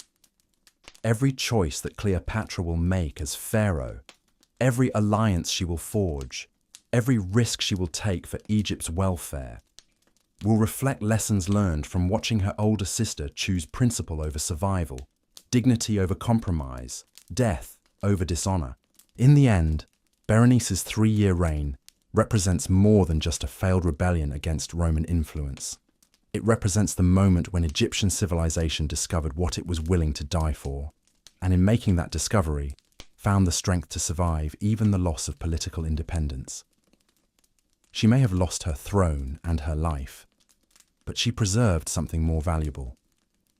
The idea that Egypt is worth defending, no matter what the cost. That idea, that profound understanding of what Egyptian greatness truly meant, would live on in ways that Berenice never could have imagined. Because while Ptolemy XII sat on his restored throne, surrounded by Roman advisors and protected by foreign guards, the real power in Egypt was already shifting toward the young woman who had witnessed everything. Cleopatra was no longer the child who had watched her sister's coup with wide-eyed fascination. She was now a teenager who understood that power in Egypt would never again be a simple matter of royal birthright and traditional authority. The world had changed. Rome had changed. and Egypt would have to change with it or face complete destruction. But here's what makes Cleopatra's transformation so remarkable. While other members of the Ptolemaic family responded to Berenice's defeat by becoming more cautious, more willing to accommodate Roman demands, Cleopatra drew exactly the opposite conclusion. She decided that the problem with Berenice's approach hadn't been her commitment to Egyptian independence, but her methods for achieving it. Picture this scene. It's a year after Alexandria's fall, and Cleopatra is walking through the rebuilt sections of the city with her private tutor, an elderly Greek scholar who had somehow survived the purges. They're discussing the philosophical writings of Plato, but Cleopatra's attention keeps wandering to the Roman soldiers who patrol the streets, the Roman merchants who dominate the harbour, the Roman officials who seem to have more influence over Egyptian policy than Egyptian nobles do. Finally, she stops walking and asks her tutor a question that reveals how profoundly her thinking has evolved. She wants to know whether it's possible for someone to win by appearing to lose, whether strategic surrender might sometimes be more effective than heroic resistance. She's not abandoning Berenice's vision of Egyptian greatness. She's developing a more sophisticated understanding of how to achieve it. The tutor, who remembers when Alexandria was truly independent, understands exactly what she's asking. He begins teaching her about the Persian Wars, about how the Greeks had defeated a much larger empire, not through direct confrontation, but through strategic brilliance.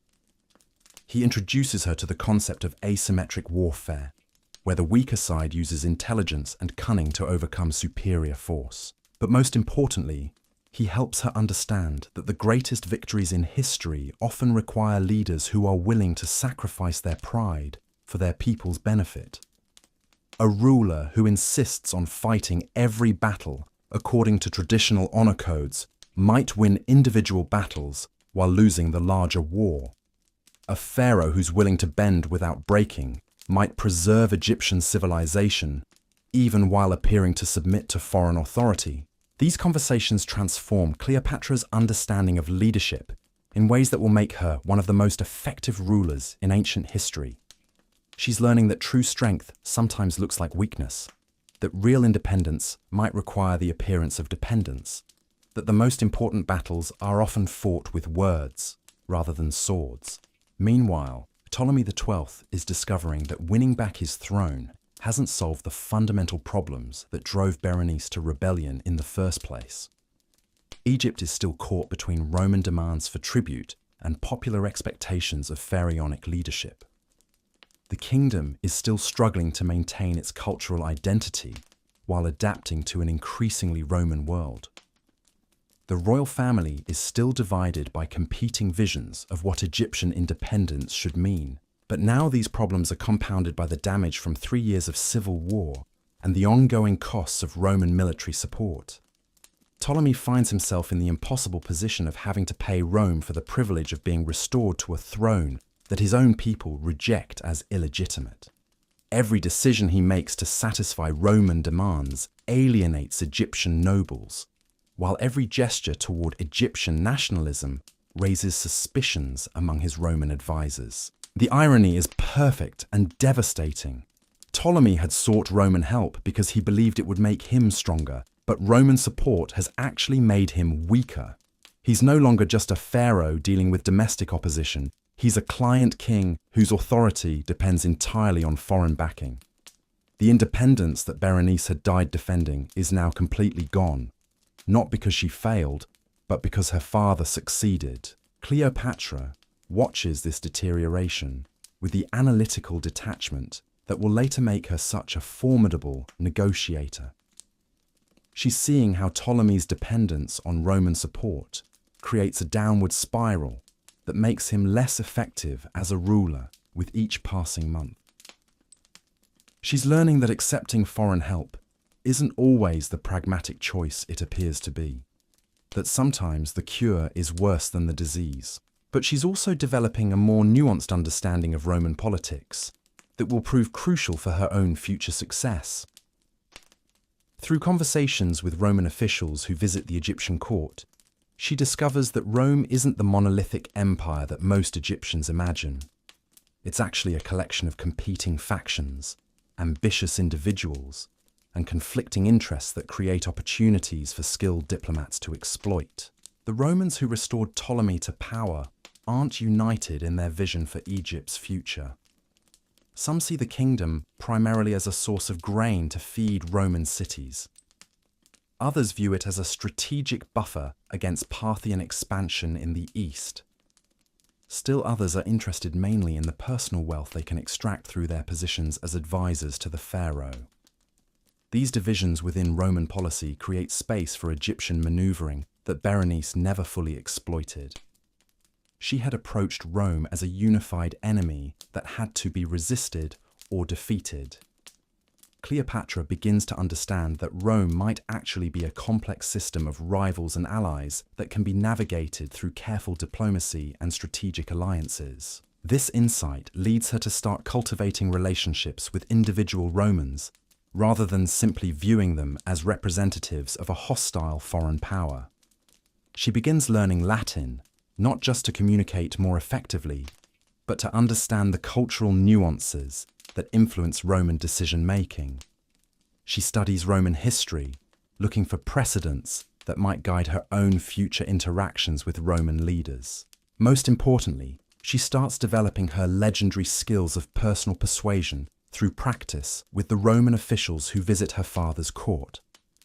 She discovers that her combination of intelligence, beauty, and cultural sophistication creates exactly the kind of impression that ambitious Romans find irresistible. She's not using these gifts frivolously. She's developing them as political weapons that might someday preserve Egyptian independence through seduction rather than warfare. But while Cleopatra is preparing for a future that will require unprecedented diplomatic skill, the immediate situation in Egypt continues to deteriorate in ways that make such a future seem increasingly unlikely. Ptolemy's harsh rule is generating exactly the kind of popular resentment that had made Berenice's coup possible in the first place. The difference is that now there's no obvious alternative leader around whom opposition forces can coalesce. The purges following Alexandria's fall had eliminated most of the Egyptian nobles who might have provided leadership for another rebellion.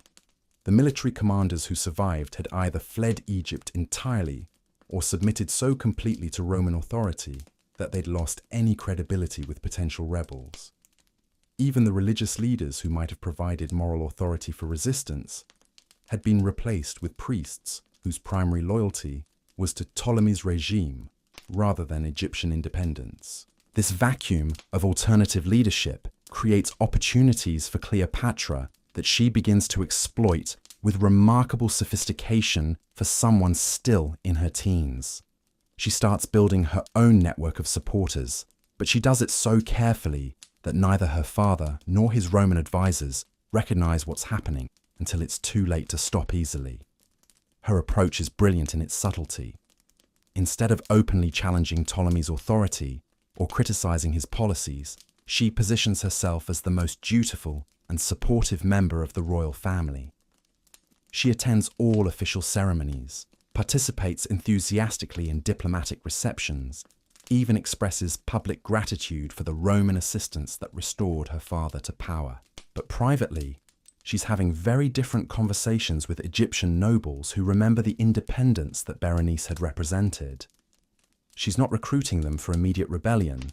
She's simply ensuring that they remember her as someone who understands their concerns and shares their hopes for Egypt's future. She's building relationships that might prove valuable someday, without creating commitments that could be used against her today. The genius of this strategy becomes apparent when Ptolemy dies in 51 BCE, just 4 years after his restoration to power. His death creates a succession crisis that could have resulted in another period of civil war and foreign intervention. Instead, Cleopatra is able to assume power smoothly because she's already established herself as the logical heir who commands both popular support and international recognition. But the Egypt that Cleopatra inherits is profoundly different from the kingdom that Berenice had ruled just a few years earlier. The damage from the siege of Alexandria, the costs of Roman military intervention, the economic disruption from years of political instability. All of these factors have weakened Egypt in ways that make traditional pharaonic governance almost impossible. More importantly, the international situation has changed in ways that make Egyptian independence even more precarious than it was during Berenice's time. Rome is no longer just the dominant power in the Mediterranean. It's actively expanding into territories that border Egypt directly. The Parthian Empire in the east is growing stronger and more aggressive, creating pressure for Egypt to choose sides in conflicts between major powers. But perhaps most significantly, Roman politics itself is becoming increasingly unstable in ways that create both dangers and opportunities for Egyptian rulers. The rise of powerful individuals like Pompey, Crassus, and Julius Caesar is transforming Rome from a republic governed by collective institutions into an empire dominated by personal rivalry between ambitious generals. Cleopatra recognizes that this transformation creates possibilities that hadn't existed during Berenice's reign. Instead of dealing with Roman policy as determined by senatorial debate and collective decision-making, she might be able to form personal alliances with individual Roman leaders who have the power to protect Egyptian interests in exchange for Egyptian support of their own ambitions. This insight leads her to develop the strategy that will define her entire career as pharaoh. Rather than trying to preserve Egyptian independence through resistance to Roman power, she'll attempt to maintain Egyptian autonomy through partnership with Roman leaders who need what Egypt can provide. It's a more sophisticated approach than anything Berenice had attempted, but it's also more dangerous because it requires her to navigate the treacherous waters of Roman civil war. Her first opportunity to test this strategy comes when Julius Caesar arrives in Alexandria in 48 BCE, pursuing Pompey after their decisive battle at Pharsalus. Caesar is at the height of his power, but he's also in desperate need of the financial resources that Egypt can provide. Cleopatra sees immediately that this creates exactly the kind of situation where Egyptian wealth might be exchanged for Roman protection on terms that preserve Egyptian dignity. But she also understands that how she handles this first encounter with Caesar will determine whether Egypt becomes a Roman province or maintains some degree of independence under Roman hegemony. She has one chance to make an impression that will establish her as a valuable ally rather than just another conquered queen. And everything depends on her ability to project strength, even from a position of apparent weakness. The famous story of how she has herself smuggled into Caesar's presence wrapped in a carpet isn't just a romantic gesture. It's a calculated demonstration of the kind of boldness and creativity that Roman leaders respect. She's showing Caesar that she's willing to take enormous personal risks to achieve her political objectives, that she's someone who can be counted on to find solutions to seemingly impossible problems. But more importantly, she's demonstrating that she's not intimidated by Roman power in the way that most client rulers are. She's approaching Caesar as an equal who has something valuable to offer, not as a supplicant begging for mercy. This psychological positioning proves crucial for establishing the kind of relationship that allows Egypt to maintain its distinctive identity even while accepting Roman hegemony. The alliance that develops between Cleopatra and Caesar represents the fruition of everything she learned from watching Berenice's struggle against impossible odds. She's applying her sister's commitment to Egyptian greatness, but she's doing it through diplomatic seduction rather than military resistance. She's preserving Egyptian independence, but she's doing it through strategic partnership rather than direct confrontation. The success of this approach becomes apparent when Caesar not only confirms Cleopatra as pharaoh of Egypt, but also provides Roman military support for her own civil war against her brother Ptolemy XIII. Instead of Egypt becoming another Roman province, it becomes a Roman ally whose ruler exercises genuine authority over internal Egyptian affairs while coordinating with Rome on international policy. But Cleopatra's partnership with Caesar also creates new dangers that Berenice never had to face. By allying herself so closely with one Roman leader, she becomes vulnerable to the consequences of Roman civil war in ways that traditional Egyptian diplomacy had always avoided. When Caesar is assassinated in 44 BCE, Cleopatra suddenly finds herself without Roman protection in a world where Roman factions are fighting for control of the entire Mediterranean. Her response to this crisis reveals how completely she's absorbed the lessons of Berenice's reign. Instead of panicking or trying to find safety through neutrality, she immediately begins looking for another Roman ally who can provide the protection that Egypt needs while respecting Egyptian autonomy. She's not abandoning the strategy of partnership with Rome. She's adapting it to change circumstances in ways that preserve Egyptian interests. The alliance she eventually forms with Mark Antony represents the culmination of the diplomatic approach that she developed as an alternative to Berenice's military resistance. Through her relationship with Antony, Egypt not only maintains its independence, but actually expands its influence throughout the eastern Mediterranean. The kingdom that had nearly been destroyed during Berenice's siege becomes the center of an empire that rivals Rome itself. But this success also creates the conditions for the final confrontation that will determine Egypt's ultimate fate. By supporting Antony against Octavian, Cleopatra is essentially continuing the struggle for Egyptian independence that Berenice began. She's using different methods and fighting different battles, but she's pursuing the same fundamental objective that had driven her sister to rebellion decades earlier. When Antony and Cleopatra are defeated at the Battle of Actium in 31 BCE, Egypt faces the same choice that had confronted Berenice during the siege of Alexandria. The kingdom can surrender and accept complete subordination to Roman authority, or it can continue fighting for independence even when victory seems impossible. Cleopatra's decision to commit suicide rather than be paraded through Rome as a captive represents the final application of everything she learned from Berenice's example. She chooses death with dignity over life without honor, principle over survival, Egyptian greatness over personal safety. Like her sister before her, she demonstrates that some things are worth dying for, that the values that make civilization meaningful are more important than individual existence. But there's also a crucial difference between Berenice's death and Cleopatra's suicide that reveals how profoundly the lessons of Alexandria's siege had influenced Egyptian royal strategy.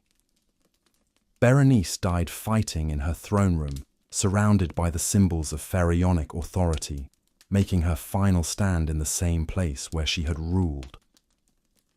Her death was a gesture of defiance that inspired future resistance, but didn't prevent immediate destruction. Cleopatra dies in her private chambers, having made careful arrangements for the preservation of Egyptian culture and the protection of her children.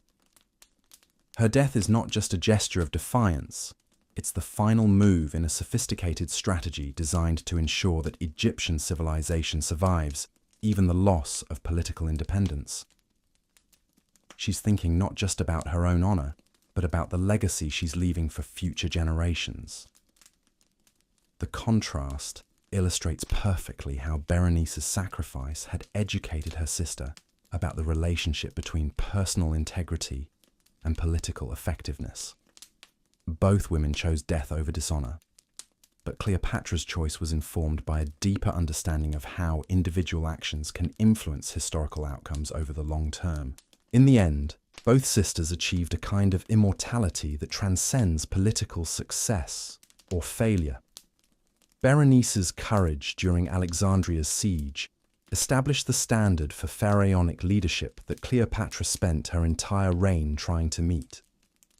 Cleopatra's diplomatic brilliance and tragic end ensured that the world would never forget what Egyptian civilization had represented at its greatest moments. Together they created a legacy that outlasted the Ptolemaic dynasty, outlasted Roman rule in Egypt, even outlasted the ancient world itself. They proved that the values that make civilization worth defending can survive even the destruction of the political institutions that originally embodied them. They demonstrated that sometimes the most important victories are achieved not by those who win battles, but by those who refuse to surrender their principles even in defeat. The story of Berenice IV and her impact on Cleopatra represents more than just a chapter in Egyptian history. It's a testament to the power of example, the importance of principle, and the ways that individual courage can influence events across generations. Two women, separated by different circumstances, but united by the same commitment to Egyptian greatness, shaped the ancient world through their willingness to risk everything for what they believed in. Their legacy reminds us that leadership isn't just about achieving immediate objectives or surviving immediate challenges. It's about embodying the values that make your cause worth following, inspiring the kind of loyalty that outlasts individual lifetimes, and creating examples that continue to influence behavior long after the original actors have left the stage. In that sense, Berenice IV succeeded far beyond anything she could have imagined when she first seized her father's throne in 58 BCE. She didn't just rule Egypt for 3 years, she helped create the template for Egyptian leadership that would guide her sister through one of the most remarkable careers in ancient history. She didn't just resist Roman domination, she established principles for maintaining dignity under pressure that continue to inspire people facing impossible odds. Most importantly, she proved that sometimes the greatest gift a leader can give to future generations isn't victory, but the example of someone who was willing to lose everything rather than betray the values that made her worth following in the first place. And that's the incredible story of Berenice IV, the sister who dared to take Cleopatra's throne and changed the course of history forever. From her audacious coup in 58 BCE to her heroic last stand in Alexandria's throne room, Berenice proved that courage isn't about winning every battle. It's about refusing to compromise your principles, even when victory seems impossible.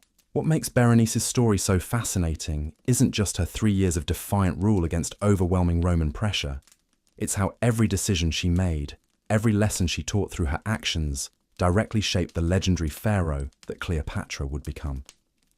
The diplomatic brilliance that made Cleopatra famous, the strategic thinking that allowed her to seduce Julius Caesar and Mark Antony, even her final choice to die with dignity rather than live in shame. All of it traces back to what she learned from watching her older sister fight for Egyptian independence. Berenice may have lost her throne and her life, but she won something far more valuable.